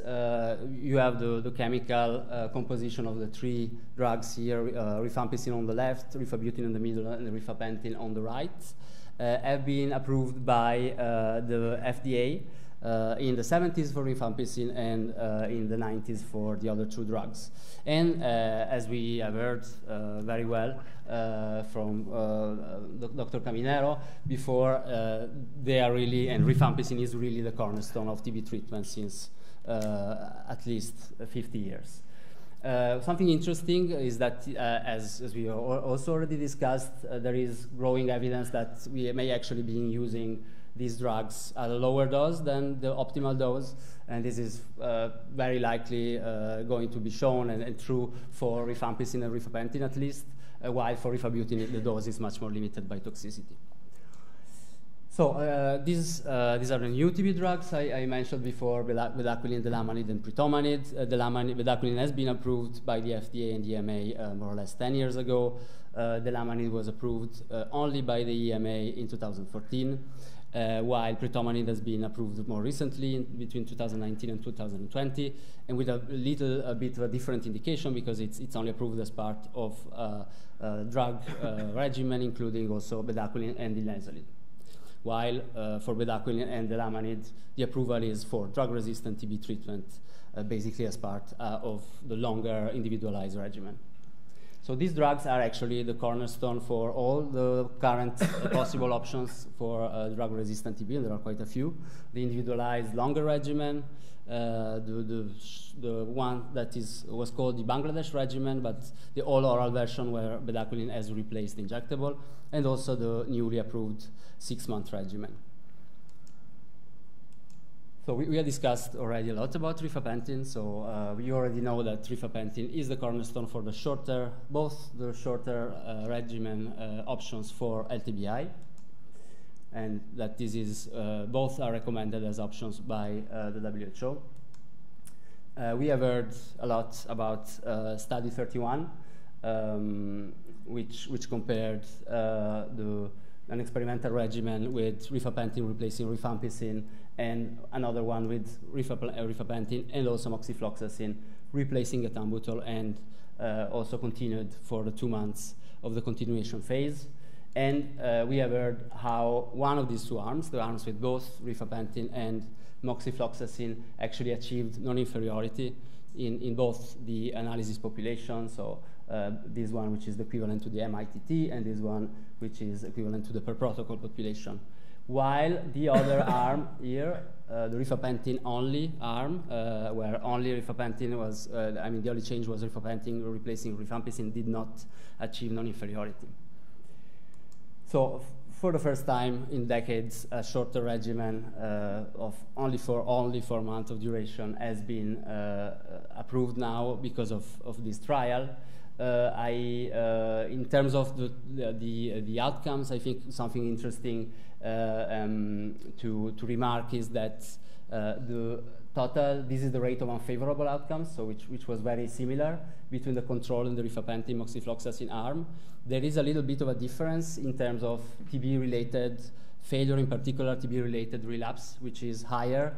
It's 5.7 in the rifampicin moxifloxacin arm compared to 3.1 in the control arm. The difference is in the end smaller because of the higher number of loss to follow-up in the control arm, which is longer. I think that there might be a little concern about a bit more relapse in the rifampicin moxifloxacin arm, but this increased number of relapse was small enough not to prevent non-inferiority to be achieved. So the conclusions in terms of non-inferiority actually holds across a lot of other analyses that I'm not showing here in other subpopulations and sensitivity analysis. And the safety also, we didn't talk much about that, is really comparable between rifampicin moxifloxacin 4-month arm and the standard of care. Also in terms of hepatotoxicity, because we should not forget that rifampicin is given at 20 milligram per kilo. There's a 1200 milligram flat dosing, which is considered to be high dose, especially at the beginning. Rifampicin was tested at a much lower dose. But there was no excess hepatotoxicity in the experimental arm. So this regimen is also recommended by the WHO. And the other big breakthrough that we have heard about is the 6-month regimen for rifampicin-resistant TB. I wanted to remind the contribution of the TB practical trial also because it's sponsored by Dr. Without Borders, so I'm quite proud of these results. This study has shown that one arm, it was a multi-arm, multi-stage trial, so comparing different arms as experimental regimen to one single control, which is the WHO longer regimen, the standard of care. One arm was selected to move on from the phase 2 to the phase 3 by an independent scientific committee and also blinded. And they decided that the one that looked most promising was the one with moxifloxacin added to the BPAL, bedaquiline, pretomandil, linezolid core regimen. But very soon after that, the Data Safety Monitoring Board, the DSMB, of the trial actually stopped early recruitment. So overall, the trial will recruit much less than what was expected in terms of target sample size because the DSMB saw a big benefit in favor of the experimental arm compared to the control arm. And this big benefit is summarized here. In the MITT population, in the control arm, the success rate was actually very low for a comparator, only 50%. And the success rate in the experimental arm was very high at almost 90%. So this led to, when the analysis was done, to show non-inferiority in per protocol population, and actually in the MITT population there is also clear superiority in favor of the experimental arm. So as a result, WHO was very quick to issue a rapid communication recommending this 6-month treatment regimen as an option for rifampicin-resistant TB patients overall. And final recommendations will be following very soon, and this regimen will actually be the first choice, very likely, for rifampicin-resistant TB patients. Okay, so this was more of a summary. But of course, we know that having new exciting treatment options for shorter regimens is not very useful if you don't get the drugs to the patients. So this is exactly the same slide that you have just seen. I think I can maybe underline, I have some additional additional couple of points here about you know, the impact of having this fixed dose combination available. It's really important because then it allows patients to have access to regimens which have an acceptable pill burden. So with this fixed dose combination, for example, the 3-month weekly course only requires 3 pills a week, and the 1-month treatment only requires 2 pills a day. So it's much more reasonable than what was available before. And in terms of price, that is what is estimated when you access through GDF to have a price between $14 and $20 per treatment course. So prices are going down, and there has been a lot of improvement, but still we could expect to have improvement here, especially if there is a lot of demand for rifampicin. Unfortunately, there is no fixed dose combination for the 4-month regimen, and this is a major problem because the pill burden, as mentioned, is really too much as of now. And also there are no no pediatric formulation available, and that is another big issue. Okay, so coming to this famous survey that was led by the TBNet. So the TBNet is a European-based research and training network.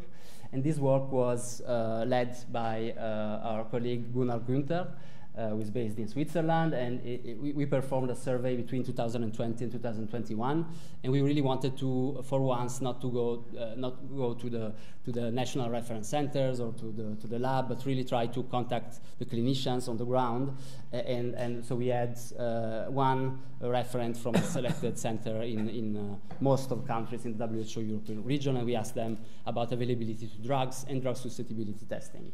So overall, we try to contact people everywhere in the WHO Europe region. We managed to contact 43, and these are the green countries that you see here in the map. So still quite a representative result.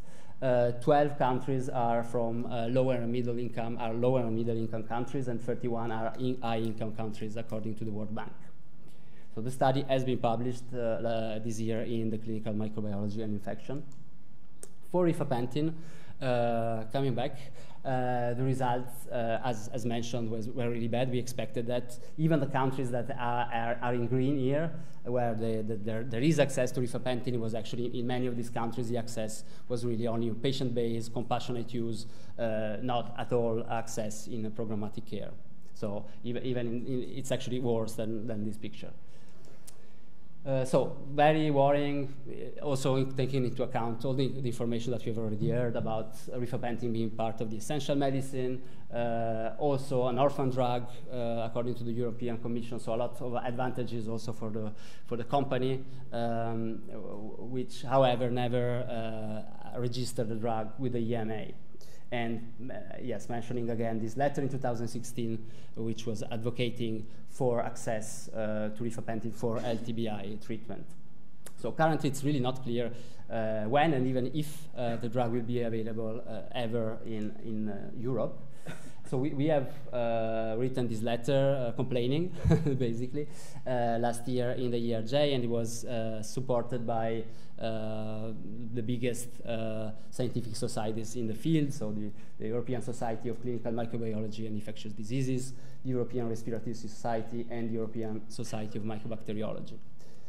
And we also had a comment by Tiziana Masini from the Global TB program of the WHO that's basically added some more on top of our letter by saying that for the WHO, global access to rifampicin is essential, as this drug is part of the newly recommended treatment for DSTB and for LTBI, and that every efforts should be done to make it available as soon as possible, in particular in Europe.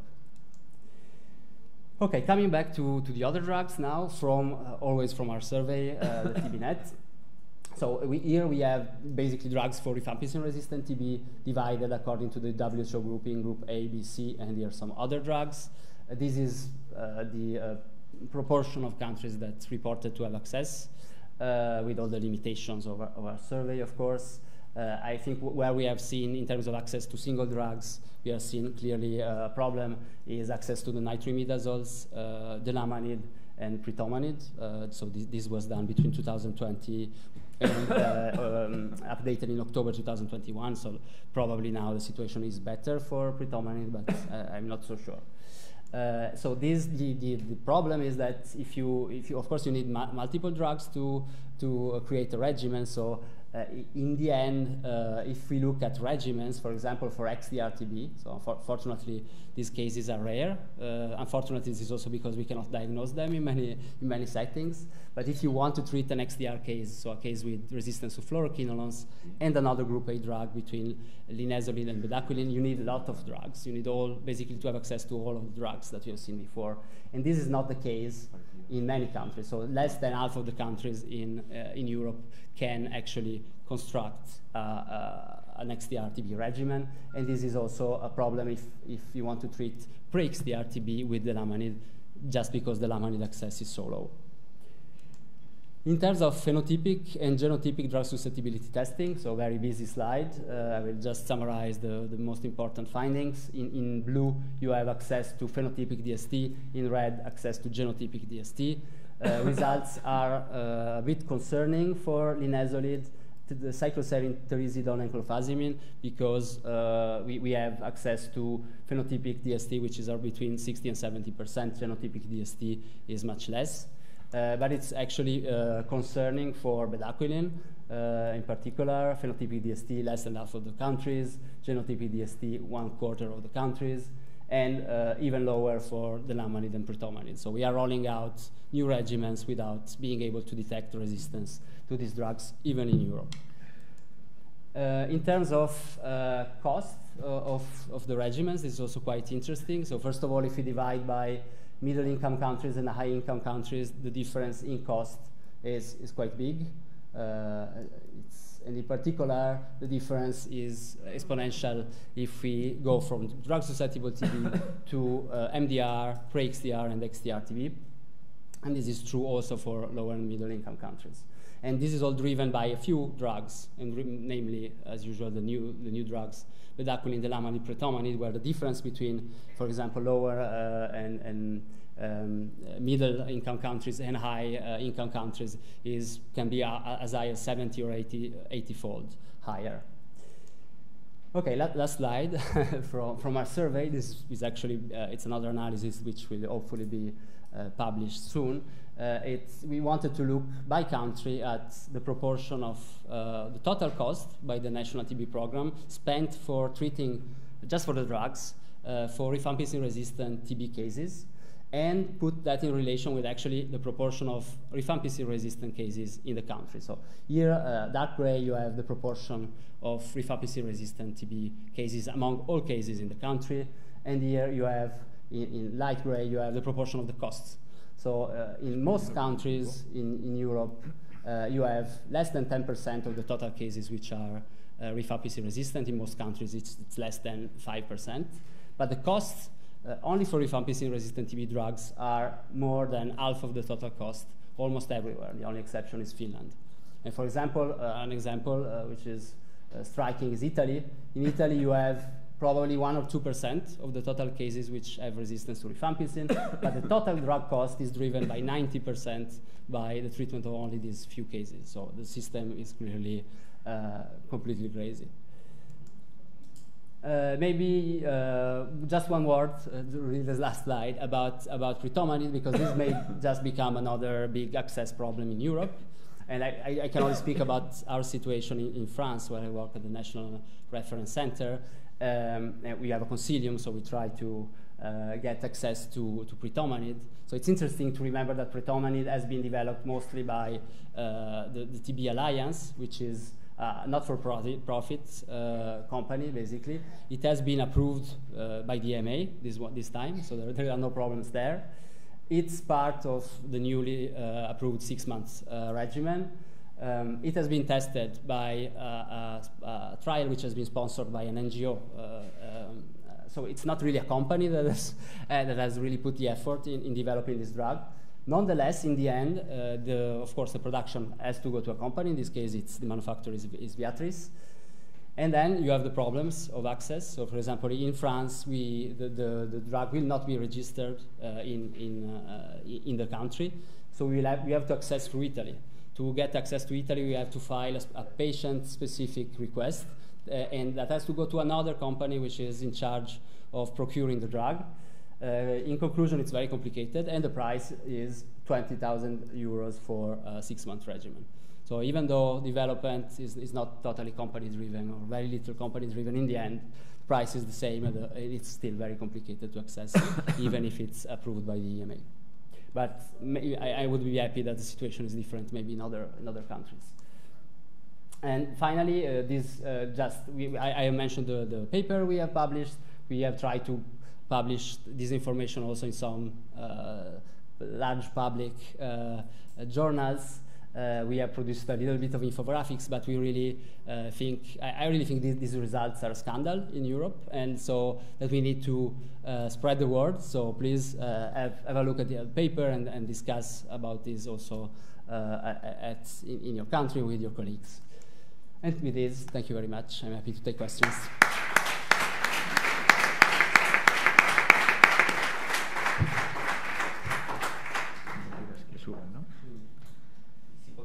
Todos los ponentes, si podéis subir aquí a la mesa, y David, si estás ya preparado, ahora empezaremos con las preguntas. Yo creo que las podrás oír directamente por el micrófono. Gracias. Pues empezamos. No sé si alguien de la audiencia tiene alguna pregunta para los ponentes. Pues empezamos por allí y después vamos aquí. Si os podéis presentar antes. Gracias. Muchas gracias. ¿Hay otras preguntas por el chat? No, ninguna. Ninguna, vale. Podemos comentarlo, que no hay preguntas por el chat. Bien. Gracias, Juan Ruiz Manzano, neumólogo y aficionado a la tuberculosis. Bien, pregunta para Pepe y también para Kenneth y incluso la mesa, ¿no? Efectivamente, el estudio 31 demuestra no inferioridad del tratamiento de 4 meses respecto al de 6 meses. Tenemos un problema grave con la rifampicina y eso ya se ha comentado extensamente. Pero yo quería incidir sobre el tema de la asociación o la combinación fija de fármacos. Claro, para nosotros eso fue un hito importante en cuanto al control de la tuberculosis en nuestro país en concreto y probablemente en otros, pero en el nuestro fue muy importante. Las asociaciones de rifapentina, acabo de ver, yo la verdad es que no sabía que ya estaban comercializadas en alguna parte del mundo, pues pueden facilitar, pero veo que no hay asociación o prevista asociación de algo que podría ser muy importante, es incluir rifampicina en la asociación, rifapentina, piracinamida y hidracidas. ¿Eso está previsto? Porque hasta ahora la combinación puede ir muy bien para la profilaxis, pero no para el tratamiento, ¿no? O puede ayudar, pero no obviaría la cantidad de pastillas que hemos de dar con la piracinamida suelta. Esto sería una pregunta. Y la siguiente está relacionada también con la combinación. Sistemáticamente habíamos reservado fármacos como la rifampicina exclusivamente para tuberculosis. Y eso nos ha permitido tener un nivel de resistencia relativamente bajo a rifampicina. Es decir, la reserva de fármacos para la tuberculosis fue efectivamente hecha. Con la generalización de la amoxicilfloxacina o de las quinolonas en general, ¿qué futuro veis en relación a las resistencias frente al Mycobacterium tuberculosis? Si quieres, contesto yo. Llevas toda la razón en el primero. Recuerda lo que yo he comentado en mi presentación, que lo primero es demostrar la eficacia y luego hacer la recomendación, pero luego hay que programatizarla, o sea, hay que operacionalizarla. Y eso es un tema que está ocurriendo. Es una muy buena noticia que por lo menos para la profilaxis ya se haya sacado la combinación de 300-300 de isoniazida y rifapentina. Eso estaría muy bien, pero lleva razón, no obviaría todavía en la posibilidad de utilizar ese tratamiento de 4 meses, que no sé, que es complicado, sobre todo como tú bien has dicho, es que un problema crónico que hemos tenido en España ha sido también la piracinamida, su presentación de 250 miligramos, no la hay de 500, si lo hubiera de 500 también lo aligerábamos, ¿no? Yo creo que efectivamente en eso sí que hay que ir trabajando.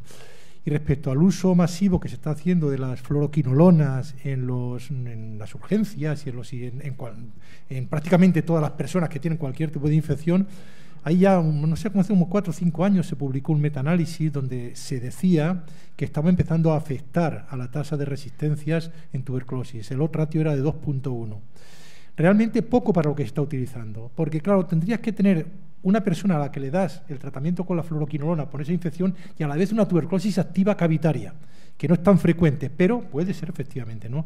Pero realmente no es, o sea, están aumentando, pero a una escala bastante poca para todo lo que se están utilizando. Y es por eso, porque recordad, para seleccionar resistencias necesitamos dar la monoterapia con tuberculosis avanzada. Tendrías que tener la infección para la que das la moxifloxacino y también la tuberculosis avanzada, pero en cualquier caso llevas toda la razón, es una señal que hay que tener de alarma. Recordar también que por el tema de las resistencias hay un warning tanto de la OMS como de la EMA como de la EMS que no se recomienda dar quinolonas en infecciones que tengan alternativas terapéuticas por los efectos secundarios sobre el tejido cartilaginoso y sobre la potencial rotura de aneurismas de aorta, ¿no? Entonces esto, y luego tampoco no utilizarla en el concepto de One Health en veterinaria para engordar a los animales, que es la principal fuente de adquisición de resistencias a las quinolonas. Sí. Pere Joan Cardona, del Hospital Germans Trias i Pujol. No, un segundo que quería... I don't know if it works. Yes. Yes. Okay. Now I just wanted to add about the fluoroquinolone resistance problem. it's really an operational issue. Yes, I agree. And maybe the big question is, do we need then to have a rapid molecular test for fluoroquinolones available? I mean, should we screen all patients with a rapid molecular test for fluoroquinolones resistance before we include them in treatment with moxifloxacin? So, and if the answer is yes, then of course it's a challenge. Although there is now the new expert XDR, which is it's an improvement, but still that will be a big challenge, of course.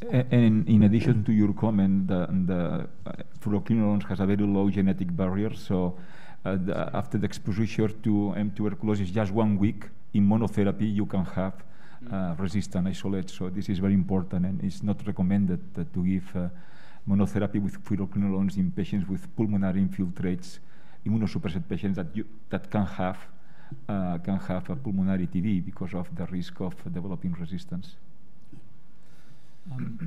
Yo quisiera ahondar en el tema, no es tan solo las quinolonas, sino que también ya se ha demostrado la presencia de resistencia a bedaquilina, de lanamid, a linezolid, ¿no? Hay series ya extensas en China. Tenemos problemas en determinar la resistencia en el laboratorio, no hay métodos estandarizados todavía, el tema genético está aún, no está muy claro, por tanto la entrada de este nuevo tipo de pautas tendrá este riesgo, ¿no? Que vamos un poco a ciegas, ¿no? Y aquí yo quisiera dar de alguna manera el concepto de que el utilizar una terapia combinada en un solo comprimido facilitaría mucho que se seleccionaran resistencias. Otra pregunta para David, no soy químico, pero me parece que el 656 parece como un beta-lactámico nuevo. Quizás no tenéis miedo de resistencias con beta-lactamasas, o quizás voy equivocado. No, estos enlaces no hay actividad de este tipo. El enlace con el boro y el carbono es un enlace sólido y no es susceptible a esa apertura por el ataque de electrófilos. El compuesto funciona bien. No hemos visto este tipo de problema. Yo quiero hacer un comentario que lo ha dicho Pere Joan sobre el tema de bedaquilina y de la maní, pero sobre todo bedaquilina, porque además tienen un gen, el MMPR, que lo comparten con clofazimina.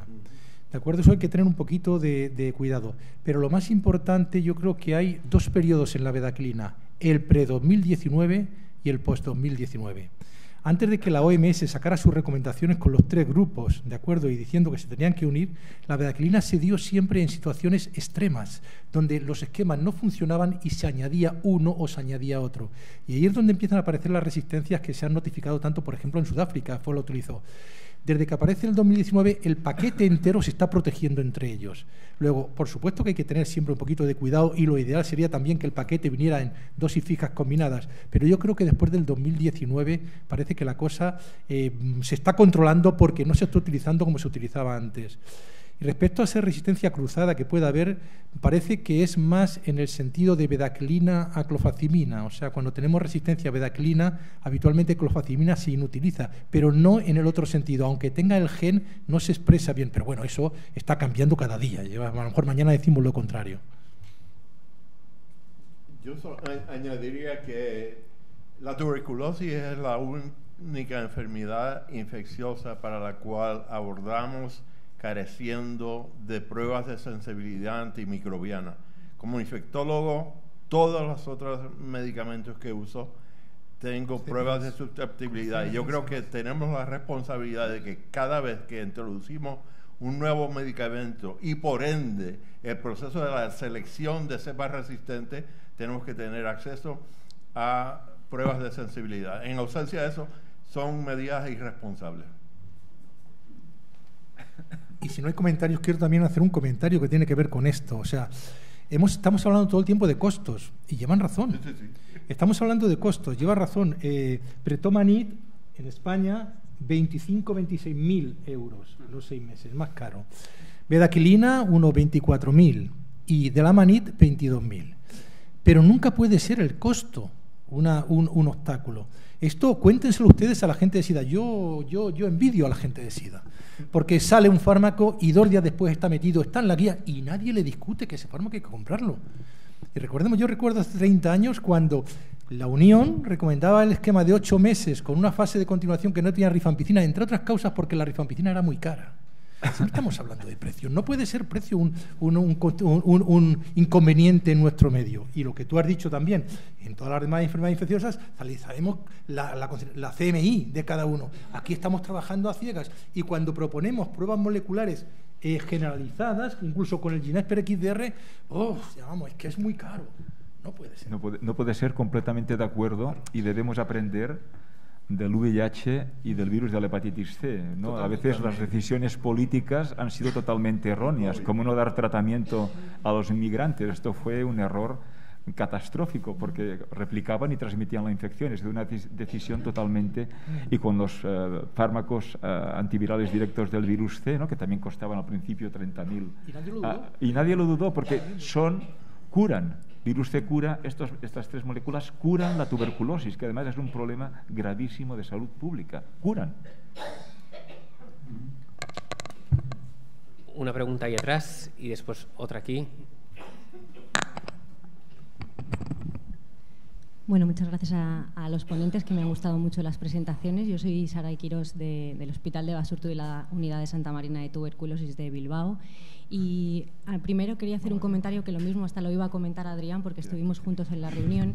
Yo fui como representando, soy la coordinadora del área TIR de la SEPAR, él estaba representando a SEIM y tuvimos una reunión como hace un mes con el Ministerio de Sanidad con respecto al acceso a bedaquilina, que después de haber hecho mucho esfuerzo, como todos sabéis, pidiendo la actualización del informe de posicionamiento terapéutico, pues en esta reunión en la que estaba la presidenta de la EMS y también... Sube el volumen, Saray, que sí, por favor. Sí.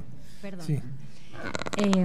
Que en la reunión esta que tuvimos, en la que estaba la presidenta de la EMS y estaban de la Dirección General de Farmacia del Ministerio de Sanidad, y ya nos confirmaron la resolución positiva a bedaquilina, donde la financiación estaba aprobada. Y de hecho, esa misma semana mi propia farmacéutica me envió un WhatsApp como diciendo por fin, donde ya había una circular del Ministerio de Sanidad de esa semana donde se aparecía la bedaquilina como fármacos incluidos en la prescripción. Con lo cual os animo a todos de que desde ya la pidáis. Es verdad que nos dijeron que había un problema ahora mismo con la traducción del cartonaje y el data matrix y por eso no estaba comercializada en España, pero la presidenta de la EMS, que estaba allí, nos dijo que ella iba a encargarse de que este proceso se acelerara, con lo cual os animo a todos a que la pidáis desde ya, porque bueno, no vamos a encontrar estas barreras que antes.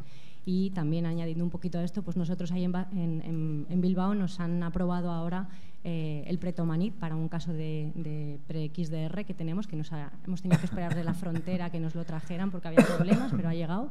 Así que hay veces que hay que ser como un poco constantes, dar bastante el coñazo, pero a veces pues al final se consigue. Y luego el tema esto de que ahora estamos poniendo de forma empírica estos tratamientos, que es lo que se perseguía dejar de hacer con estas técnicas de diagnóstico molecular rápido. Entonces el acceso a estas técnicas que nos digan la sensibilidad ahora a estos nuevos fármacos es fundamental en los casos de resistencia. Y luego que me llama mucho también la atención el poco protagonismo del Delamanid en estas regímenes nuevos para tratamientos con resistencias, al menos en las recomendaciones. Sé que hay muchos estudios en marcha, pero el Delamanid sigue a la cola en todos los sentidos. Pepe. Ahí y fíjate, esto es como entre los nitroimidazopiranos ha habido como una joroba, unas olas, ¿no? Empieza primero el PA824, luego se desaparece durante algunos años, luego vuelve a aparecer como Pretomanid y empieza el de Otsuka, que camina un poquito más rápido. El problema, ¿sabes qué ocurrió? Porque en la guía de OMS, en la del 2018-2019, cuando sale esa tabla del grupo A, B y C, el problema por el que Delamanid no fue incluido es porque Otsuka, no sé si está por aquí, no se nos ha ido ahora mismo, porque Otsuka no mandó los datos, se le pidieron reiteradamente, se sabía que era bueno y no los mandó. Entonces, por eso se le metió en el grupo C. Y en la nueva clasificación que ha visto, para la nueva definición, pues pones XDR, ¿de acuerdo? Es MDR más fluoroquinolona más alguno del grupo A, porque se piensa que en un futuro cercano alguno se va a subir al grupo A, ¿de acuerdo? Pero efectivamente lleva razón, Delamanid el problema fue que Otsuka se le pidió reiteradamente, yo estuve ahí muy involucrado, y no dio los datos. Entonces se le puso en el grupo C porque no dio los datos. Todos sabemos que Delamanid trabaja muy bien, pero ahora le ha ganado la partida por los ensayos clínicos aleatorizados Pretomanid, con lo cual, aunque tenemos en España mucho más fácil acceso a Delamanid, probablemente en un poco tiempo vamos a ir mudándonos a Pretomanid. Pero Delamanid es un fármaco excelente, lo que lo hemos utilizado trabaja muy, muy bien. Y la pregunta siempre viene, que me hacen en muchos lugares, en este BIPAL, ¿podríamos poner Delamanid en lugar de Pretomanid? Entonces, uno le sale el rejo clínico y dice, por supuesto, pero luego está el régimen de que hay que demostrar la evidencia. La evidencia se demostró con Pretomanid. Algo también que es importante, se ha publicado hace muy pocos meses la decisión salomónica, cuál de ellos es mejor, y en base a datos de laboratorio, la resistencia cruzada entre los dos no es completa. ¿De acuerdo? Y en base a parámetros farmacocinéticos podría ser hasta un poquito mejor de Delamanid. Fíjate, son cosas que se están investigando. Lo que pasa es que tú cuando validas regímenes, yo entiendo la OMS, validas regímenes en base a una evidencia fuerte. Y ahí no estaba metido Delamanid. Entonces, si tú a mí como amiga, oye Pepe, ¿puedo hacer esto? Utilízalo. Pero no puedo dar la recomendación abiertamente. Perdón por lo que he dicho. Un comentario desde aquí es, en la actualidad se está preparando 2 estudios de fase 2 comparando Delamanid, bedaquilina, utilizando Delamanid o Pretomanid en combinación con bedaquilina y una oxazolidinona. Estos estudios se están empezando y es la primera vez que podremos comparar BIPAL con Vidal. Y si quieres, vamos a ver qué sale.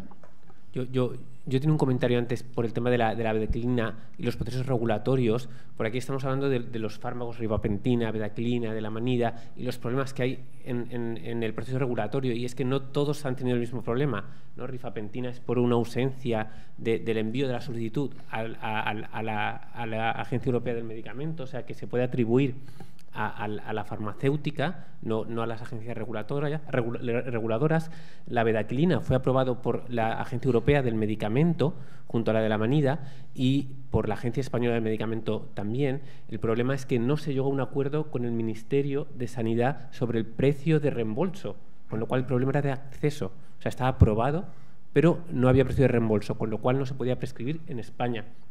O sea, que ahí fue un problema de entendimiento entre el pagador y la farmacéutica, pero el fármaco estaba aprobado y tenía un IPT aprobado por la Agencia Española del Medicamento.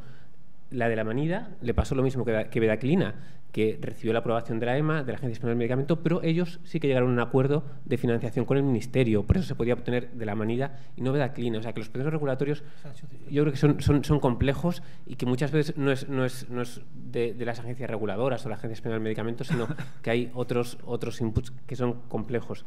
Y yo aquí aprovecho para Lorenzo una pregunta. So here I have a doubt. So Pretomanid, it was developed by a non-profit organization, but price, I think it's very high right now. So why is that? Why is it's developed and all the process that is quite complex done by a non-profit organization, and now we have a price that it's competing with Bedaquiline or the Lamanid. How can you explain that, and how is TB Alliance explaining this high price? I think I will ask help to my colleagues in the round table, but I will, from more an activist point of view, it just shows that the price is driven by the market and not by the cost of the development. Because that's what we always hear, is that this is totally related to the costs encountered by the company. And this is a discussion that we have a lot, because we are also doing trials in MSF, and we would like to know what is exactly the cost of company-driven trials in phase 3 TB trials.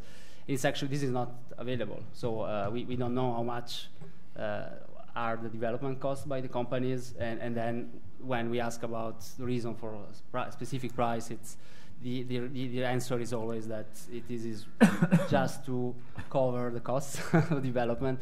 And I think the story of Pretomanid shows that in the end it's more about the price that's it's decided because of market reason. It's not really linked to the cost encountered by the company. That's all I. Who has right now the license of Pretomanid? Did TB Alliance still have it? Yes. So the profit is going to TB Alliance. Yeah. Yeah. So the other thing is that Pretomanid is already available in the Global Drug Facility catalog, and for a bottle of 26, it costs $52. I mean, the other thing is I think that countries need to start interacting directly with a global drug facility. I have spoken with them, and they are willing to negotiate with countries. Brenda Waning, who's in charge of that, I was telling her, I'm going to Barcelona, we're going to be talking about rifampicin.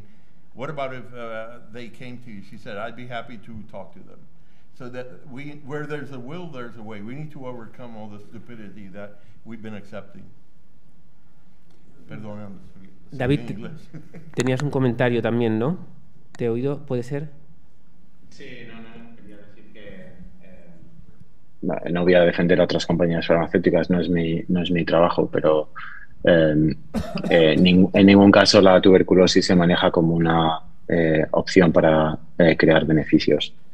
Esto no es así. Y en cuanto al Pretomanid, yo creo que Pretomanid fue licenciado a diferentes compañías genéricas y a Viatris, pero bueno, quizás esto sería mejor preguntárselo a ellos.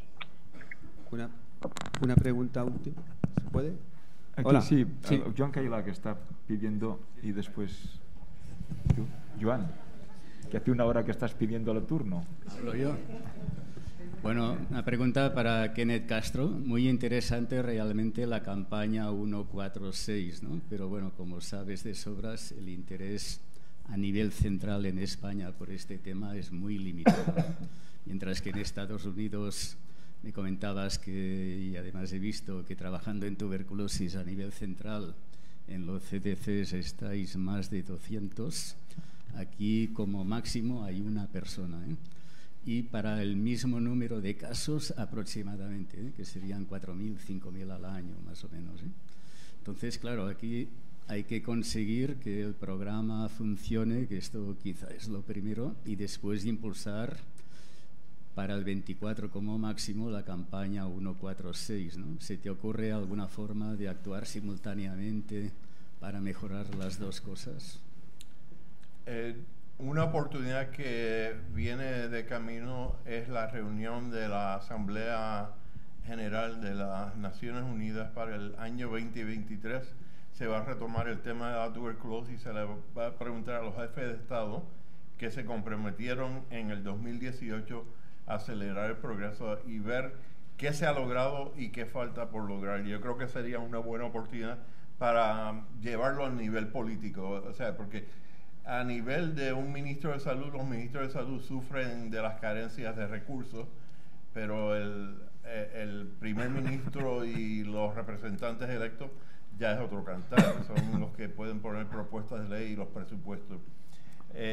Eso como una, y dos, yo fielmente creo que trabajar con los activistas, MSF, TAG, hacer un llamado consensuado sobre la intolerabilidad de esta situación al cabo de los años, especialmente cuando acabo de enseñar una diapositiva donde hay 138 países de ingresos bajos y medios que ya tienen acceso.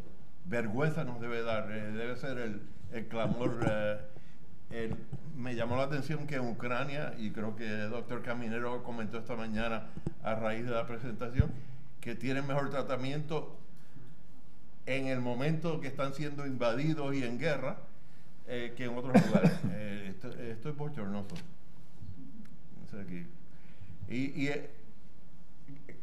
Como decía anteriormente, o sea, no es cuestión de hacer denuncias y después irme para mi casa y no hacer nada. Hay que darle seguimiento a todo esto y trabajar con los activistas hasta que se logre algo. Alguna apertura te debe dar.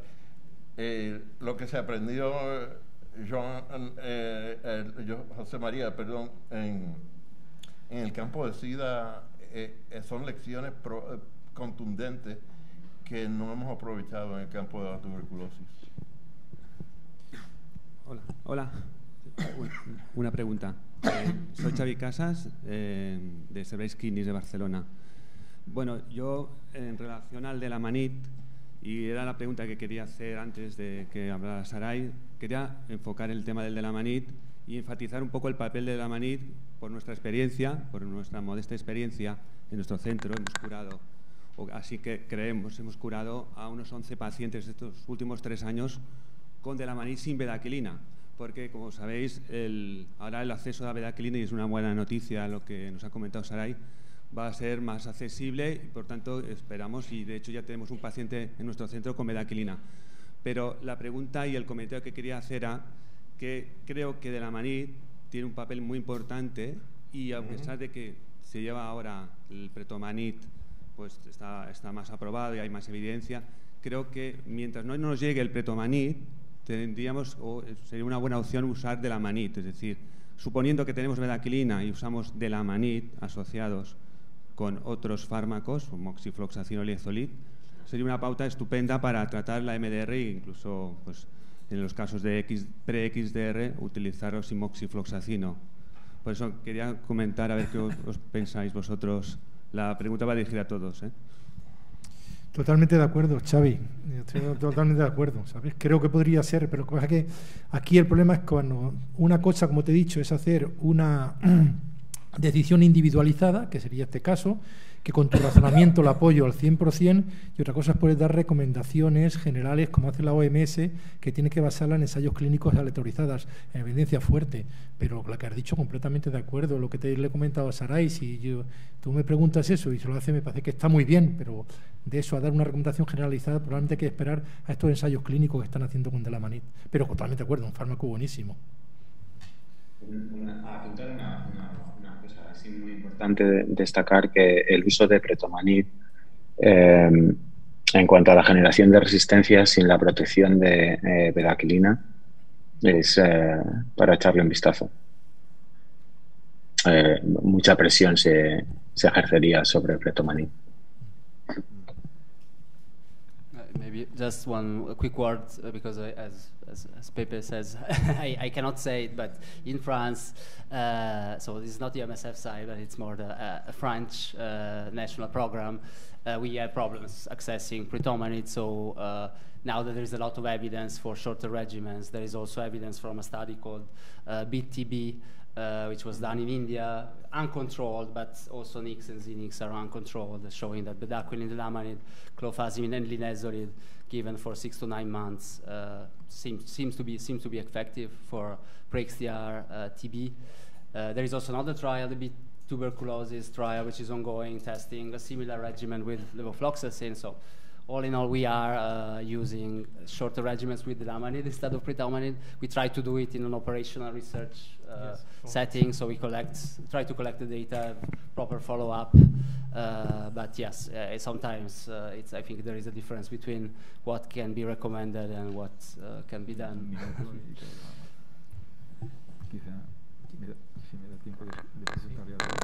Hacemos una última pregunta, lo siento, es que son las 3 y 1 minuto.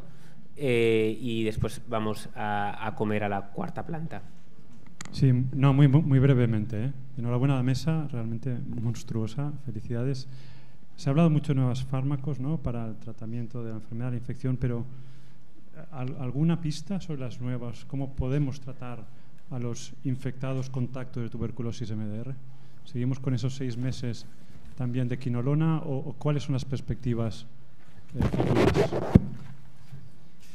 De momento, con los datos que se están utilizando los 6 meses con quinolona, tan solo por el mecanismo de acción de quinolona, no es que se haya demostrado. Hay un ensayo clínico que está a punto de salir con levofloxacino, ¿no?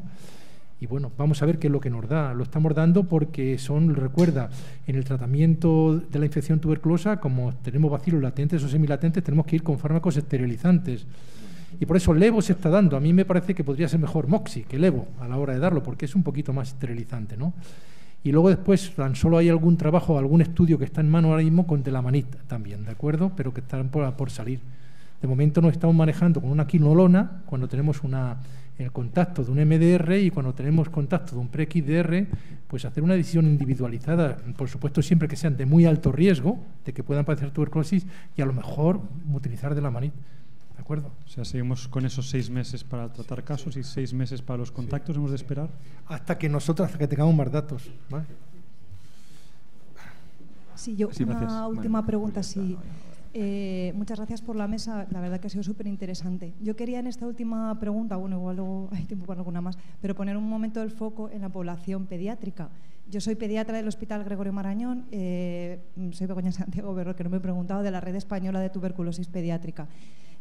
Todas estas dificultades que comentáis en el caso de la pediatría son mucho más difíciles, somos el último eslabón a la hora de que se utilicen los ensayos clínicos y muchas veces los utilizamos fuera de guía. Pero bueno, quería aprovechar también para comentar que el año pasado tuvimos una muy buena noticia, un ensayo clínico del New England que se llevaba muchos años esperando sus resultados sobre tratamientos cortos en niños con tuberculosis no grave. Este ensayo ha demostrado que un tratamiento corto de 4 meses es igual de eficaz, con menos efectos adversos y mejor para la adherencia en niños, y me parece una buena noticia también para compartir en este foro, que sobre todo es de adultos. Definitivamente. Pues esta es la última pregunta. José Caminero, le disculpamos que ha tenido que marcharse a coger el avión al aeropuerto, si no llegaba. Y damos por concluida la mesa. Muchas gracias a todos por la atención y a los ponentes por la participación. Una excelente mesa. Y recordar, en la cuarta, la comida. Y para las 157 personas que nos siguen por streaming, volvemos a las 4. Volvemos a las 4.